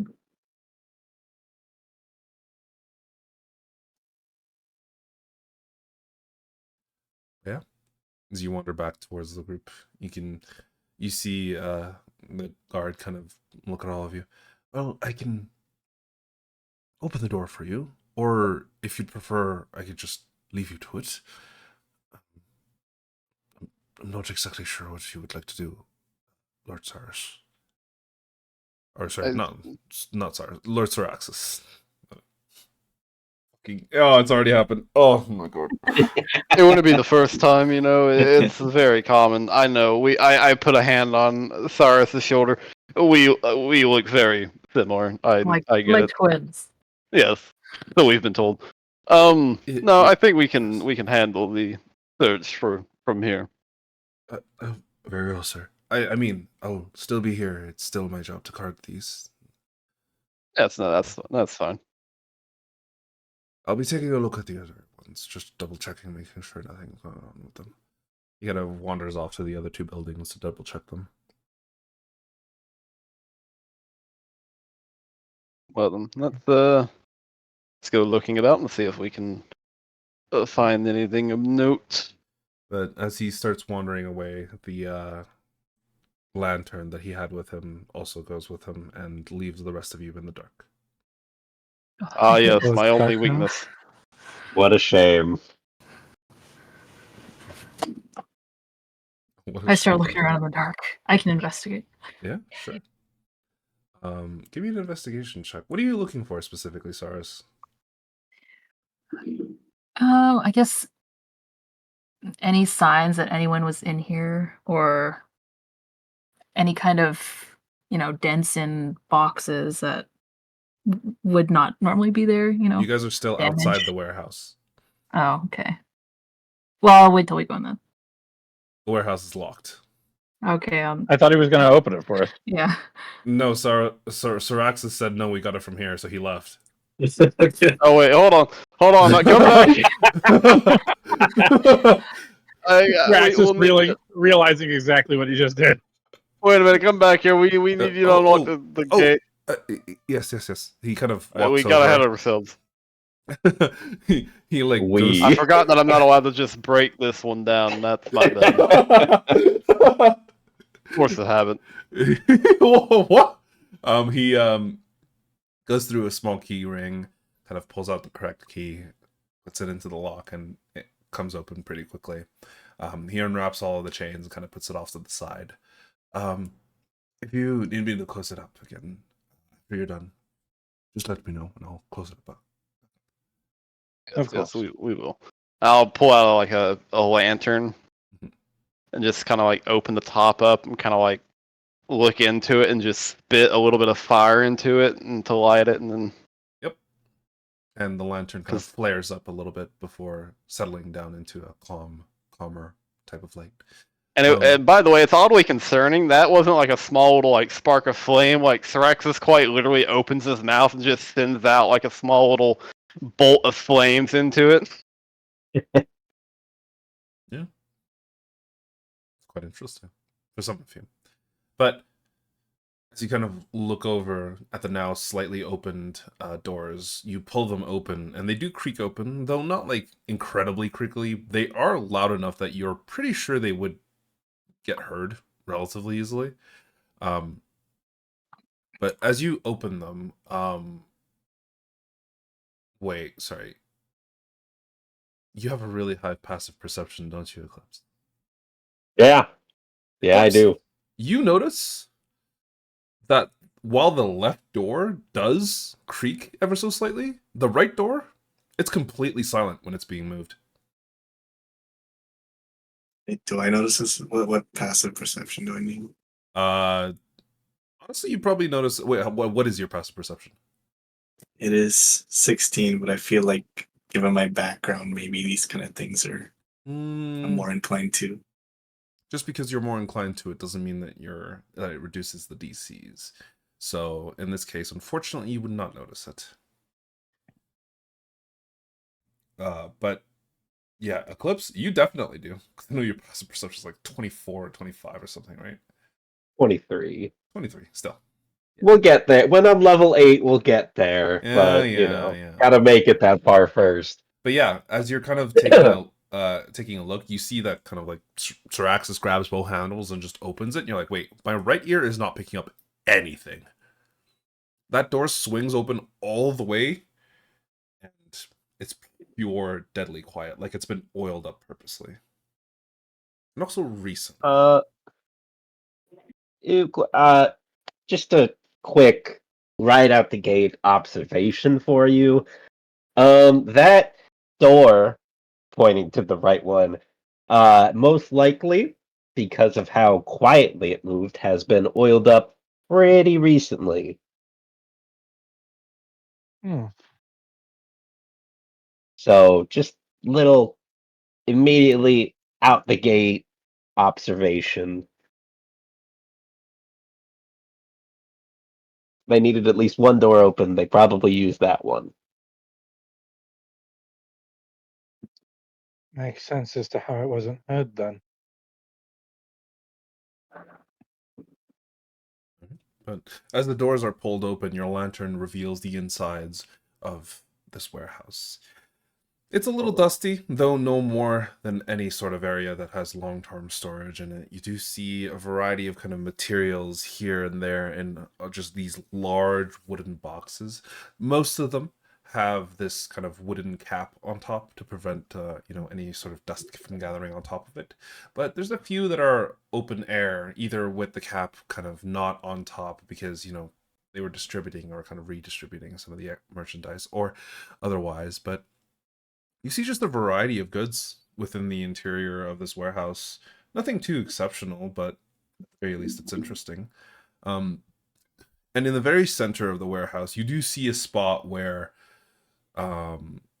likely something larger would have rested, but unfortunately is currently empty because there is just like these darker markings on this stone ground.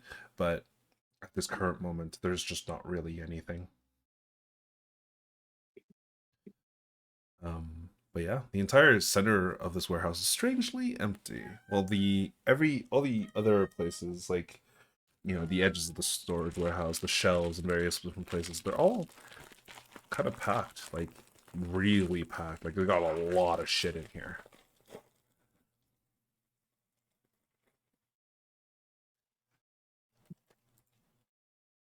Yeah. What are you guys doing? Hmm. As we're walking in, I will go up to Syraxis. I'm gonna put a hand on, I can't reach his shoulder, but say it's probably nothing, but stay vigilant, and I will give him vigilant blessing. Oh, what does that do? Advantage on initiative. Oh, okay. I had to start like shaking like I had the zoomies. Yeah. I'm ready. The rest of you see him just like start violently shaking.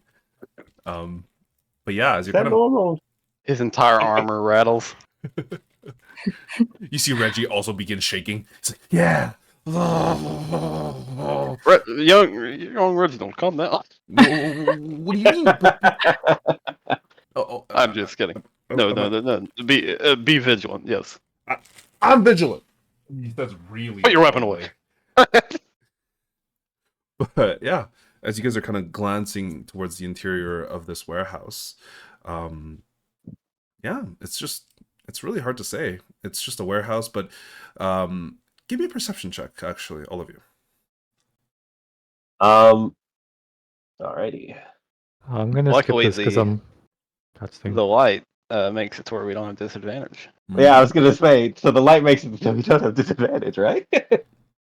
The light As does someone make it so none also- of you have a disadvantage. You are good. As someone also with no dark vision. Yes. Oh, wow! Look at that! That's a nat 20. Nat 20! Let's go! Oh, wow. Hey, Andrew, look at that. one. I think My it would be first done on a roll of perception the check. game. Woo!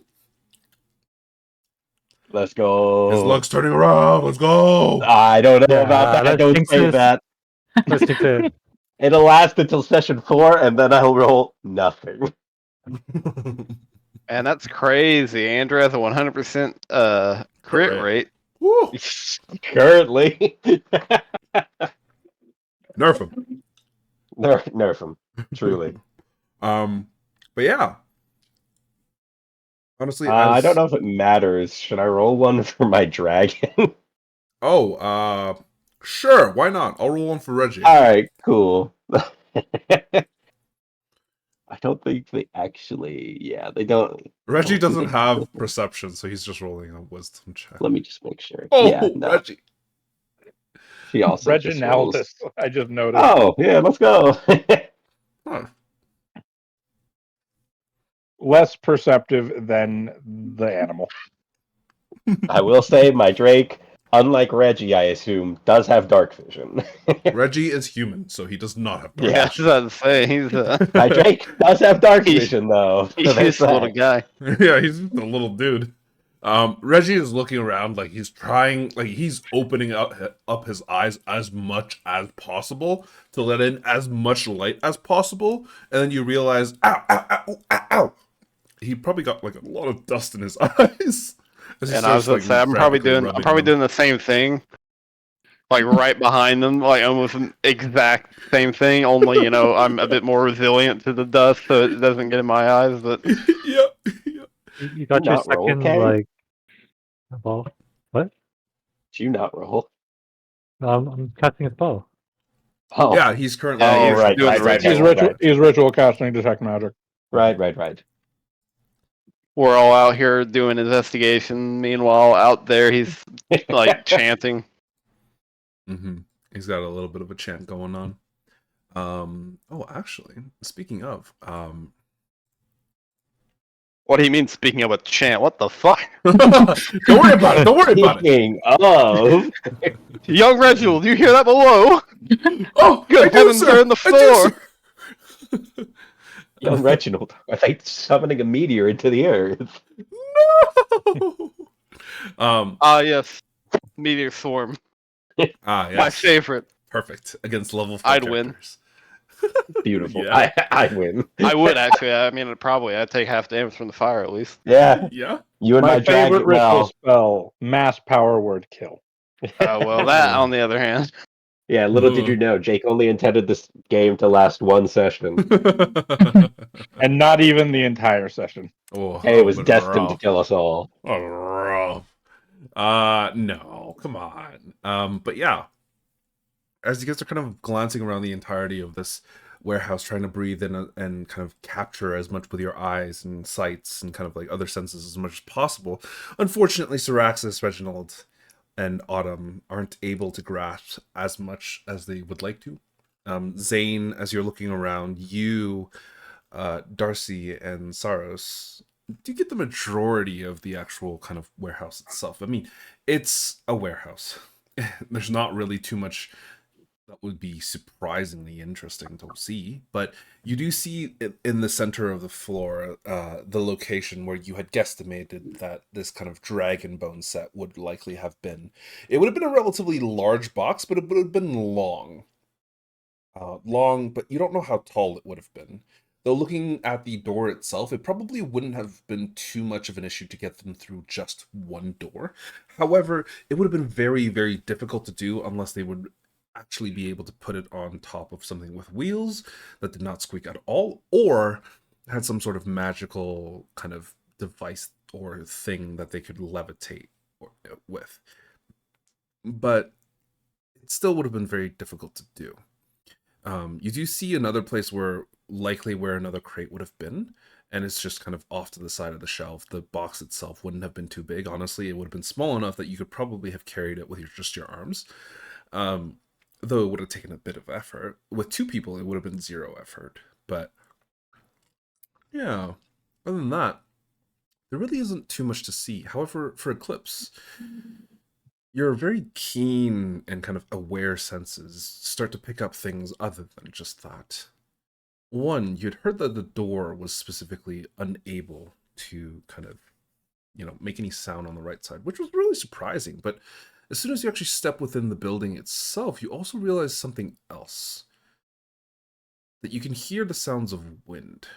But it's not coming from the main door, because when you had opened the main door, it would have been very loud and evident as you had walked through it. No, it's because the main door is open that sort of breeze is kind of passing through this room. Which means there's another exit to the outside. And kind of glancing around, you do look at the ceiling, and you see that on the ceiling, there is what appears to be kind of like a window to the outside. And it is cracked open, which is, to you, strange, because you're fairly certain that this type of window isn't supposed to be able to open.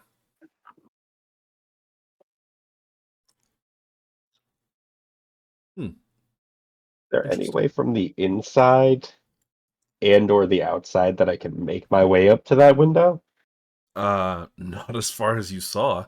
The outside of the building was basically smooth bricks on all sides, while the interior of the building, there is like a wooden layer to it. You can climb one of the pillars all the way up to this, but it's more a skylight than an actual window. But you can try and go up to the skylight via one of the pillars. You can get pretty close with one of the pillars, but it'd be a bit of a climb. I'm assuming it'd be a bit of an athletics check as opposed to an acrobatics one. It would unfortunately be a bit of an athletics check instead of an acrobatics check, yes. You need me to toss you? Yeah, I was gonna ask, could I, if I put my foot on Syraxis's hands and he just throws me up there? I mean, Well- this whole thing is like less than 15 feet tall. This entire building is So- only like 15 feet tall. Like, it's not that high. Like Yeah. you just need to stand on Syraxis' shoulders, and you'll be able to Yeah. fucking hop yourself Yeah, up there. basically. That works even better. Yeah, I'll definitely. Like, Syraxis might have Do to you- boost you up a little bit, but you would be able to reach it with relatively Do low you legs. need uppies, little cat man? Excuse me, Mr. Syraxis. Yes. Can I borrow your height for a second? Do you think you could get me up there? And I'm just Uppies. pointing at the window. Why How do I high feel up like is it? now we need a picture of Syraxis holding 15 feet Eclipse up. Lion King style? Yeah, I'll just kind of like look up, 15 feet up, kind of look down at him. I'll just like, without even really saying anything, I'm just quite literally going to basically like walk behind him, grab him by like the back of his jacket or whatever, and quite literally just like kind of lift him up and almost like lightly toss him. Yeah, fair. I But don't know yeah, if I I need to mean, do I'm an gonna. athletics check or something, but Yeah, give me an athletics check. sure. If I roll 1, you don't go anywhere. If I roll a 20, you go through the window. Oh no. Okay. Oh, I don't go That's anywhere. One. I How don't go heavy anywhere. Are you, Oh Eclipse? no. Not heavy, really. He's about 210 normally, and he doesn't really carry anything. Okay, that's good. So it's truly just like 210. Saraxis, you grab him by like just beneath the arms, and you basically pick him up. And you're like, yeah, I'll just toss him. This will be easy. And you just toss him upwards. Unfortunately, your aim is really off, and you can't. I just send them straight into the ceiling. Eclipse, you have a really hard time catching yourself because you got tossed with so much force. You actually, your head just like hits the top of the roof. It like the wood cracks underneath the force of your hit, and then you fall all the way down. Uh-huh. Cool. You take- That's fine. No. No. Unfortunately, No. no. You No. take from just the head impact. Oh, that's fair, yeah. 9 points That's of a bludgeoning. lot of damage. He tossed you As he, really like- hard.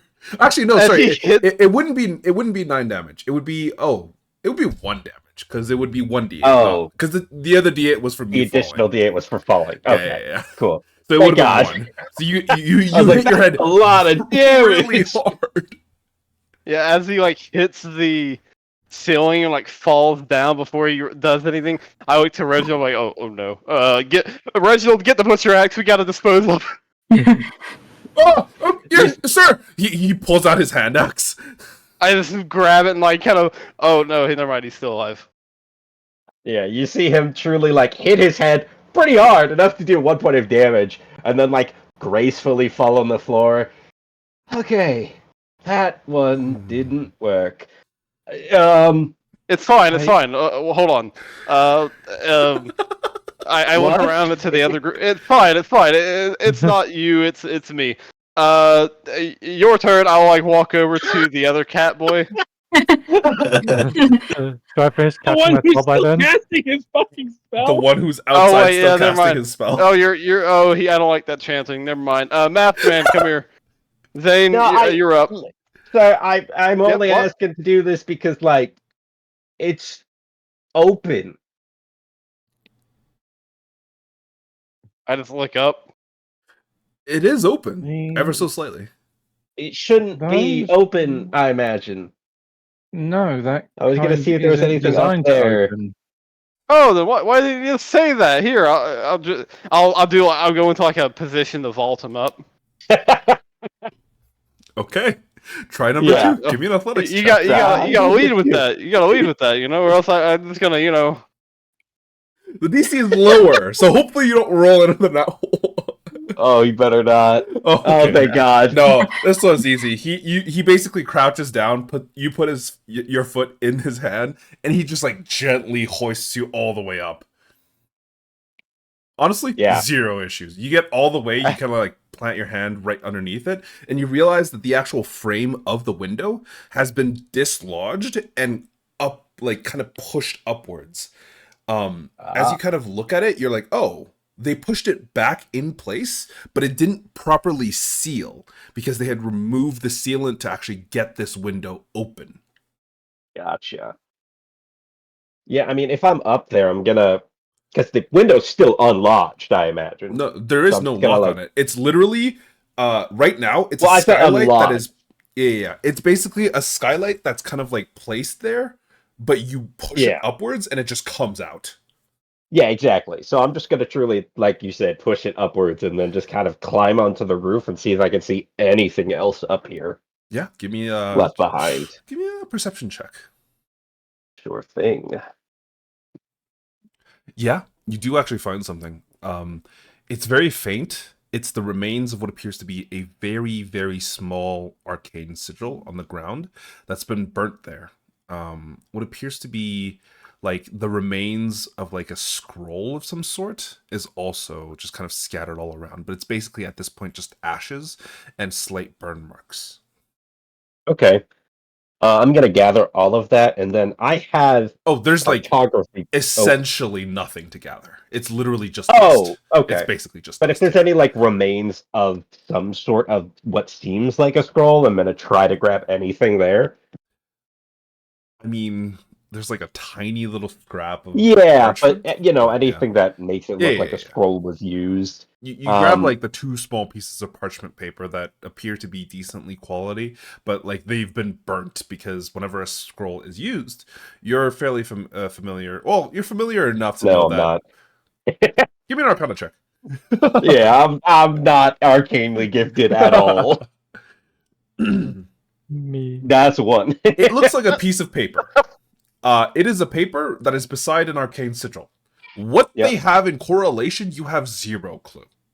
Well, I'll take the paper regardless, because you know it's paper next to a thing. Scraps of paper, yeah. Yeah. Does it look like I might be able to, like, if I put something on top of this arcane sigil, maybe like trace it? It looks At more all? just like a small burnt onto the roof. Like, Yeah. It's not like it's dented or anything. Like you wouldn't be able to charcoal mark it with a piece of paper or anything. No, Like, you I can't. know, but just like actually like tracing it. Oh, trace it. Then Like, yes, you could yeah. probably trace it. Yeah. I've got tools. I've got cartography tools, which is obviously map making. Sure. I've got We'll say that's probably enough for plenty paper. of paper. And like, paper Yeah, and pencil at exactly. least. Yeah. So I'm just gonna go ahead and take just a trace of that symbol Mm-hmm. because it's magic and I have no idea what it does. Yep. And then just kind of like look down in the window or in the skylight again. Mm-hmm. You want me to leave this skylight up here? You want me to bring it down with me? The window part?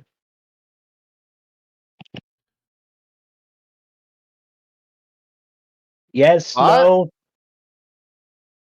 You know, the window part that goes on the skylight to make it closed? What do you want me to do with it? Bring bring that down if you can. I'll look it over. Yeah, that works. Alrighty. That works too. Yep. Mm-hmm. I'll just grab that as well and then just truly jump down. Mm-hmm. Not Sir Access, And I'll also need you to slow lift me fall. up so I can fix the beam that you broke with Mr. Eclipse's head. Oh Yeah, yes, I the was fall. gonna say if my wife asked about that, that was there when the thieves took everything. You know, that was totally How not. about we just not make it there at all? Yep. Here, I'll grab him as if like I was about to toss him. I'm just kidding. Do not do that, please. You know, as they said, as a wise man once said, you fool me once, shame on you. You fool me twice, you can't fool me again. And I'll Please, lift him up. twice, and I have a concussion, so please don't. Yeah, is that how that goes? It's how it would go, yes. Oh, okay. I'll lift him up. Yeah. And I'll It's cast mending on the beam. Yeah, no, that's perfectly fine. The beam, it almost instantly reshapes into itself. Like whatever splinters or things that would have come out of it has just simply removed itself, and it kind of shapes itself back into the normal shape of the wooden support. Ooh. Just trying That to would've make been sure good. this doesn't cascade into some horrible industrial accident later on. Yes, That would be impressive. that's good. That's good. That would have went into my allowance. You have an allowance? I absolutely just jumped down from the skylight. Yeah. You No, I run a business. Yeah, well, I run a house.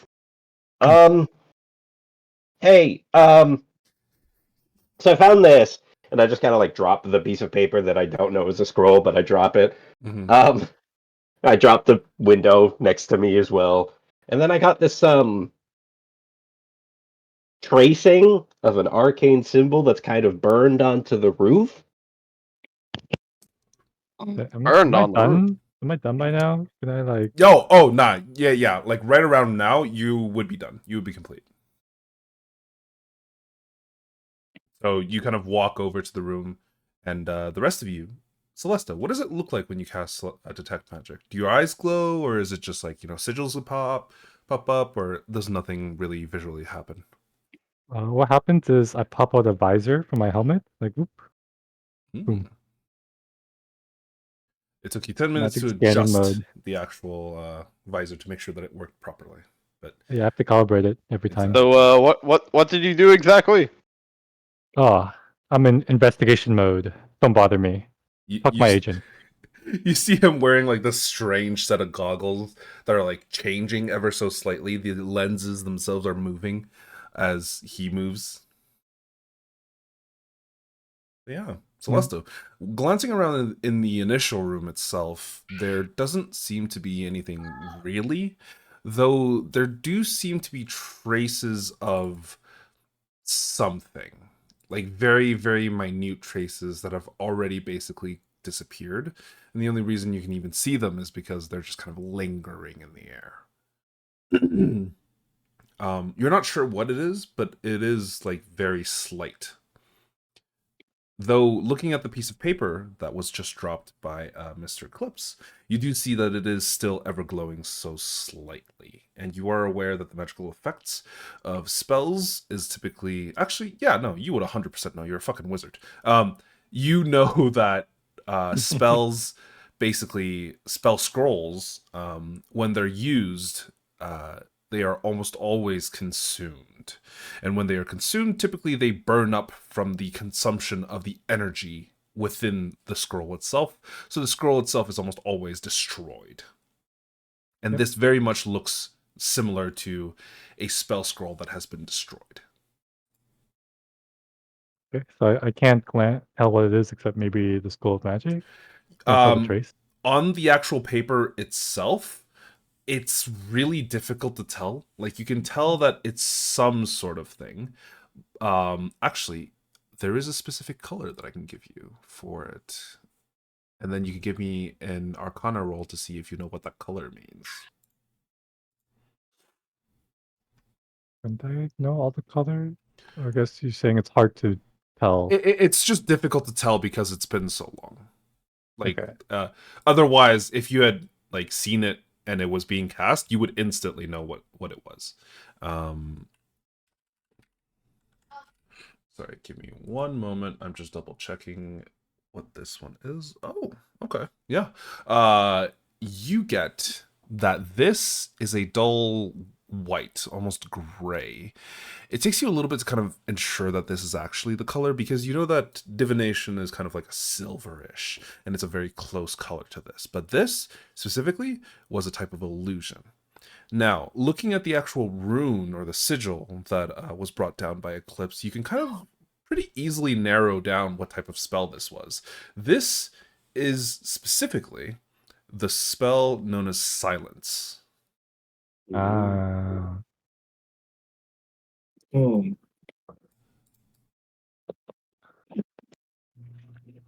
I see, I see. Or at the And very least, the Everybody? what spell is it you scroll... say? At the very least, the spell scroll allowed the user to cast the spell Silence. However, you don't know where, how, or how it was utilized, but, you know, that's what they did. Ready? I figured it out. They cast silence with this spell scroll here. Okay. Okay. So that So means problem they Explains solved. why nothing somehow was heard. that means they somehow got to the roof, used that to cast silence, fell maybe used something to climb down through the window, fix the window, but didn't actually fix it. Took the shit and then walked out the door because it was oiled up and not sound making. Yep. Well, not people's heard. Makes sense. Well, does that spell that you have active allow you to track them from here now? Nope, not at all. Then what was the point? Well, we know precisely that they utilized the spell scroll, so, and we know what kind, and it explains how it happened. How did they open the door? Mm. They potentially had help from outside.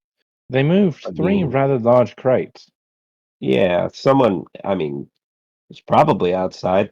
You said they changed the locks, or the locks were the wrong way around, right? Correct. The Which chains were wrapped around wrong. which means that clearly someone had to have been outside to open a door or at least unlock it. Yeah. It's possible that one person unlocked the door while the rest climbed through the roof. Either way, it would have taken far more than just one person to move all of those crates. They were quite large.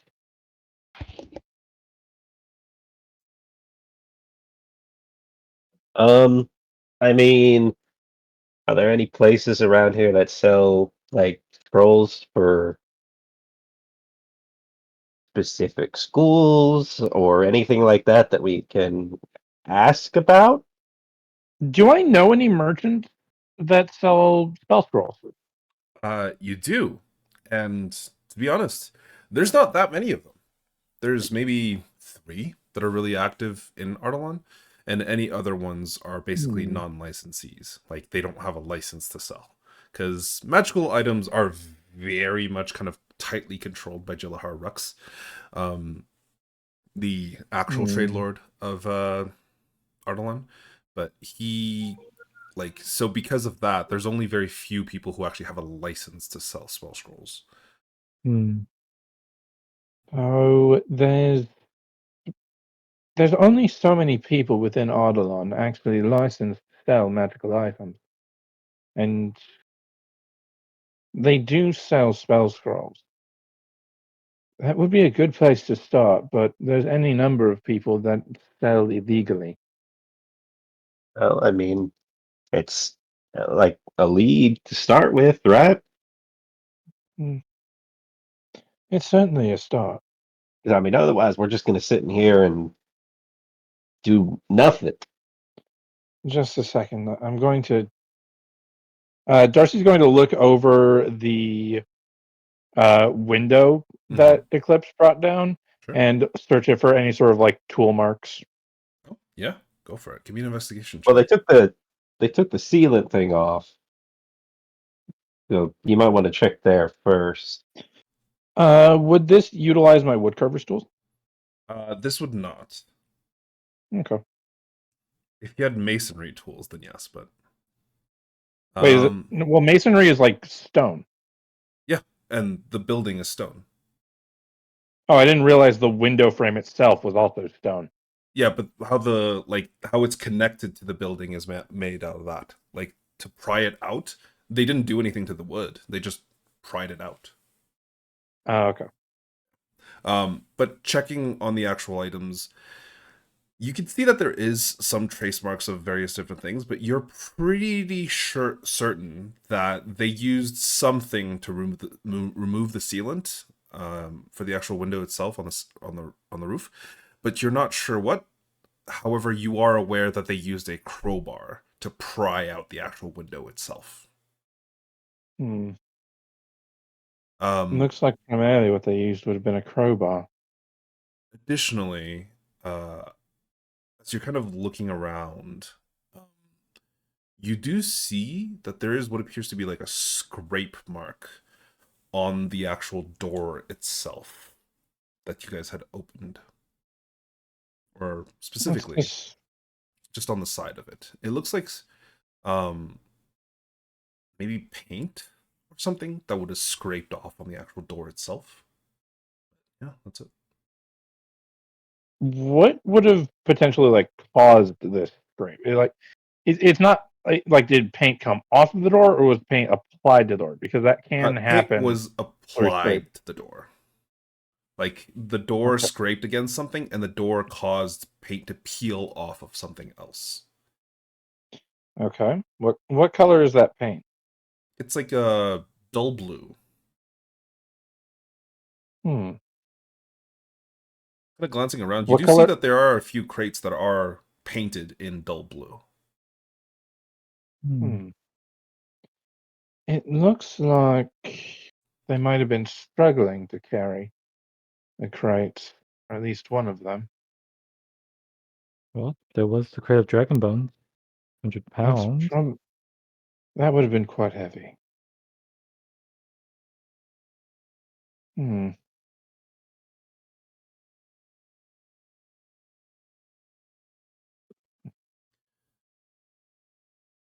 Give me an intelligence check, Celesto. Okay.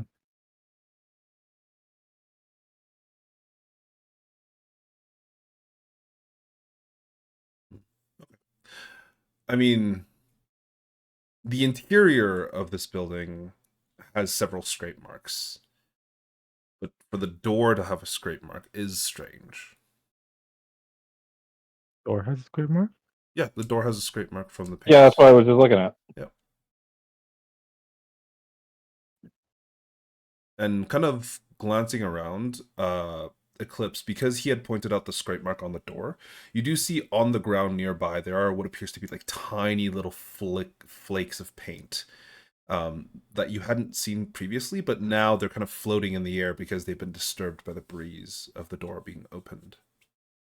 Is the Ah. door with the scrape mark the one that opens quietly? Yes.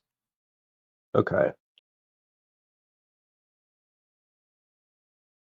At Okay, the but very like, least, it definitely means they carried it out before if they loaded it into anything.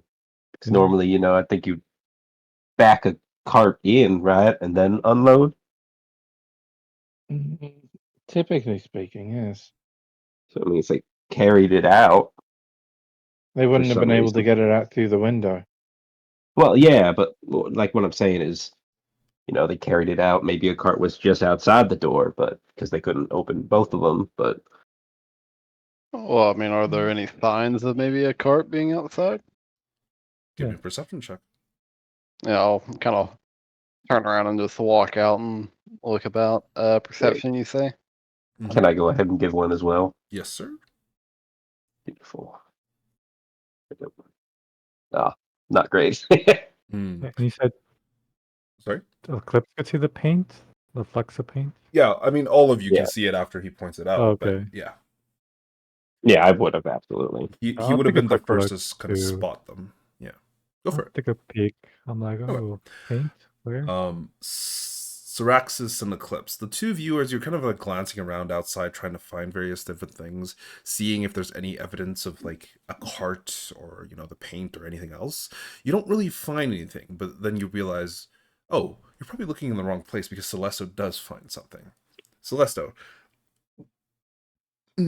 sorry, but as you guys are kind of glancing outside, you do realize that you do know that the road itself is kind of like cobblestones, and from the best that you remember, if there was a cart here, it would have been quite loud, Hmm. especially if it was being pulled by a horse or something else like that. And there is Mhm. no way that the guard would not have been able to hear because he was like his rest station can hear all of this area, but it can't quite see the front of this building. Gotcha. So, Like you could see Talon his person lantern cast light just around the corner of one of the warehouses, like one of the other warehouses, and Mhm. he's still there. You know he's there because you can hear him humming something. So they definitely wouldn't. Okay.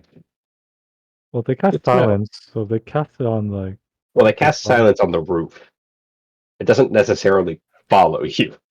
No, it could. It could follow Oh, an it could, object. I guess. You could cast it on an object or a person. How long does the spell silence last? Until I'm there not is even, sound. actually. Yeah, just make an Arcana check. Do you know the spell silence, Celesta? It does not. Okay, if he doesn't know it, then you can give me an Arcana check just to determine if you know the length. It's probably somewhere in the ranges of 1 minute to like 20 minutes. So probably 10 minutes is the range. Like, Yeah, like 10 minutes. If it's a spell scroll, it'd be exactly that. They got a lot of things done in 10 minutes then. How long would it have taken to remove the sealant and pry the window out with a crowbar? That depends on how skillful you are. For an amateur, probably upwards of an hour. For someone who knows what they're doing, give me a general intelligence check just to see. One action. 6 Almost. seconds.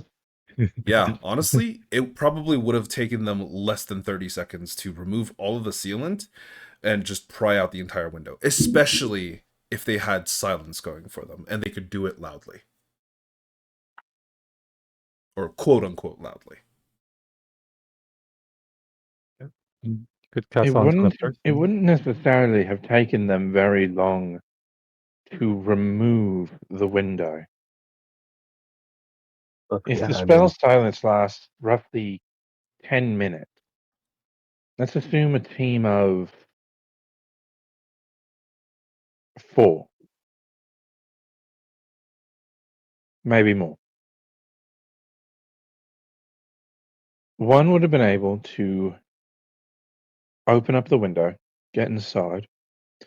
If the spell silence follows, then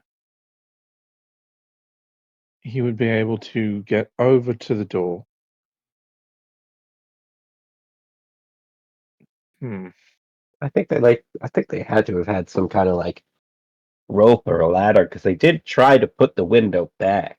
They just didn't have a sealant on it. No, thinking on it, depending on the number of people it took, one person getting in, finding the crates, confirming that they're there.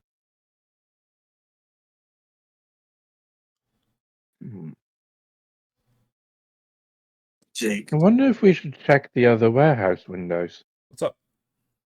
how common is it for carts to be like running around at night?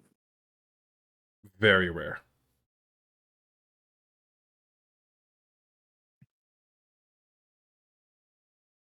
The only times you recall specifically for carts going around at night, especially in Ardalan, where the usage of a cart is kind of obsolete. There's too many canals, there's too many bridges. It is specifically designed for people, not for carts. So the actual usage of carts is very limited to the District of Wonder and the District of Wine. But for other cities, even then, carts are rather rare unless there's like an evening event that's going on, or someone is arriving from out of town, or leaving town. Whatever their case of ingress and egress, they likely carried the crates out on foot. Oh, sorry, Celesto, I didn't tell you what you spotted. Oh. You spotted what appears to be a scrape, where more paint flecks have kind of deflected off on the ground of like a nearby railing, or of a nearby like stone. What is that even called? Like a railing, I guess. But it's off to the side that seems to lead to the stairs downwards. And as you kind of glance down towards it, it seems to lead towards the docks. Though there's a few different directions they could potentially have taken if they were to have gone this way. You're just not entirely sure where. You might have to see if you can find more scrapes. Yeah, can we like follow it like tracks? Yeah, you can certainly try. Give me a survival check. Ah, shit. I'll tell other people about this. I'll tell other people. I'll help. Sure. The rare K swearing. Not so rare nowadays, but still fun. I can do it if you want. Saros, you if you want to do it, it's up to you. Yeah, I'll pitch it. I'll try it. I mean, both. I'll give them advantage. Give him advantage by Okay. helping him. Yeah, we're a team. Oh well, Come on. might not even need it, but I thought it was shift click. Okay, hold on. For what, sorry? Advantage? advantage. It is alt click. I'll just roll another one. All right. Well, 22. But yeah, as you're kind of taking a look, you do actually manage to spot other places where they've scraped, where you're likely thinking that, maybe this either touched the side of a wall they weren't expecting, or they were just in quite a bit of a hurry. But kind of following it away from the warehouses, you do see that there is a certain kind of path that they took. They went down to the docks, they followed along the docks for a little bit, and they kind of came outwards, away from the docks, towards one of the outlets of a sewer. And you see very slight paint flecks at the side of the sewer's wall, which is maybe about 7 or 8 feet diameter, gaping hole just built into the side of the city. It smells fucking awful, but there is a bit of a grate all along the entire thing that's kind of supposed to prevent people from going into it. How stable Well, is- guys, how do how you guys stable feel But is about the Great. scrape is on the other side of the grate. No, the scrape is on this side, but it's right along the wall towards the entrance of this grate. How big? So is the grate also like the fucking 8 feet, whatever? Yeah, Kind of the diameter? grate is 8 feet in diameter. Oh, big. But it's basically like iron bars that are preventing you from going in Yeah. or out. Yeah. Darcy's going to test them to see if they rattle at all. You test them, they Mhm. do rattle ever so slightly. Oh, think they can be open? I'll leave this to you all. I'm going to go and let the guard know to lock the warehouse back up. You should also let him know about the window. Yes, I'm going to ask if he has a ladder. Yeah. You wander back to him, you tell him about the window, you tell him to get a ladder and to lock it back up, and he basically says, yeah, I'll do that tomorrow morning. For now, I'll lock it up, and then I'll get one of the workers to help me. Right. Do let them know that it requires a new sealant as well. Oh, yes. Thank you, sir. Appreciate Of course. that, brother. Did you find anything else useful? Forgot his accent already, but whatever. We've found a few things that might be leading us towards something. Oh, that's good. Okay, well, if you do find anything, report it to the lady, and I'm sure she'd be happy to very much compensate you for all of this. I'll get the window sealed back up tomorrow. Thank you very much.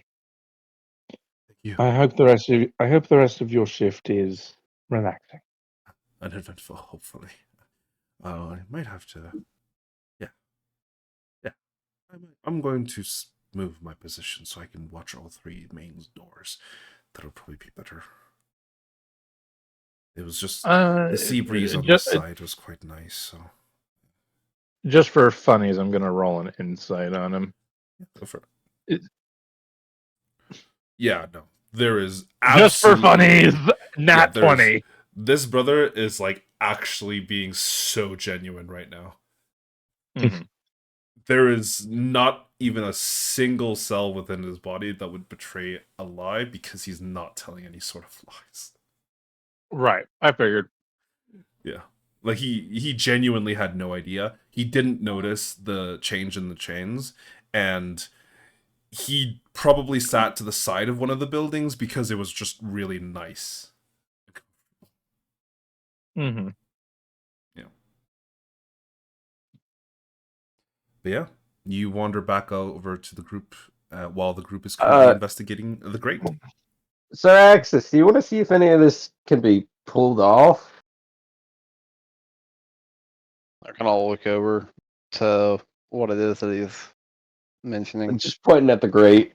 Yeah, you see a sewer grate of which some kind of odd colored water is leaking out of. It is quite large, so you could fit within it relatively comfortably. You might have to duck a little bit, but not too much. But you wouldn't be able to fit into it with boxes, I assume, right? Or like crates. With how large the crates Depends you on the size of remember the them boxes. being, No, they actually would have been able to fit in here. It would have just had to go in the long way. Gotcha. So they would have been okay. I didn't know if they'd have It depended opened it on up at all more. It depended on how tall the boxes were. Like if the boxes were 10 feet tall, they wouldn't be able to fit in this. But if the boxes were only Granted, those people also wouldn't have been carrying them off at that rate. Yeah, exactly. So yeah, it's much more likely that they were like 5 feet by 5 feet by like 10 feet or something in size. And well, from what you saw within the room, it was probably very similar to that size. And it wouldn't have been too much trouble for them to just basically turn and carry them into this. Like a big coach. Okay. Yeah. Got it. But the grate would have to be not there. Yeah, exactly. Obviously, okay. But yeah. Kind of what I thought. Is there a lock on the grate? Give me an investigation check. Sure. I was just gonna have Andy try to pull it off. As you glance at the grate itself, kind of taking a look all over the entire thing, there is no lock or anything that would determine that it is something that is locked, but you do realize that this grate, it seems to be able to rotate. Whoa. But it has to be a very specific way. Like you have to push it, and then you'd have to turn it one way. I'll do it. I'll try it. Okay, so you push on the grate itself, and it kind of shoves back a little bit before you start turning it clockwise. And after about a quarter of a turn, you see all the grates that were horizontal and kind of vertical switch places. The rest of you see that it kind of the entire thing almost like shakes on its hinges before it like not necessarily snaps in two, but it just kind of like folds in on itself twice. So it just and opens up to allow passage through. Oh, now this is an adventure. You guys might want to check out these grates then. That's a little weird. Do I know whether or not the grates are just designed to do that for like people to go in and inspect the sewers? Not typically, but you can give me a history check. Venture into the underbelly of the city. What secrets might outrun? No, they're usually not designed like this. Sewer maintenance is done through manholes, not through the exits. I'll let the gods know about that in the morning. All right, well, Shall we away? I guess so. I suppose we should. Darcy's just going to start casting prestidigitation to give a nice, comfortable smell around him. Yeah. Even with the prestidigitation, it's a little bit hard to kind of overpower the sewer smell. But, you know, you try your best. As all of you kind of begin to step into the sewers themselves, that is where we'll call our first session. Yay! Okay. Woo-wee! Yay! It feels good to be back. We did it, guys. We did it. We're in. Oh, still alive. Woo! The only one that got hurt was Andrew. Yeah, well, You silly little cat boy. that's granted, that's par for the course. normal. Yeah, that's per normal. Oh, you know, I didn't add that one damage. Let me add that one damage for you, Andy. Thank you. Damage done to allies. Let me add that for you. I completely forgot. Friendly fire one times thrown. Beautiful. Friendly fire one times thrown one. Emily, Put some I love respect that. on my damage. There we go.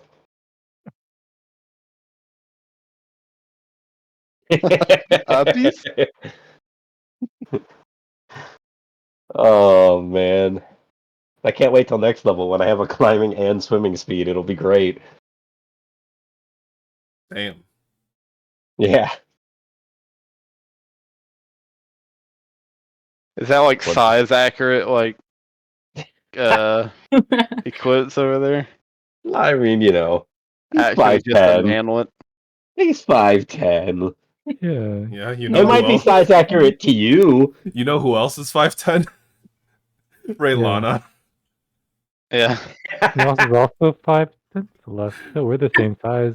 Yeah, I know, because you copied my Boys. character K. You know, I also have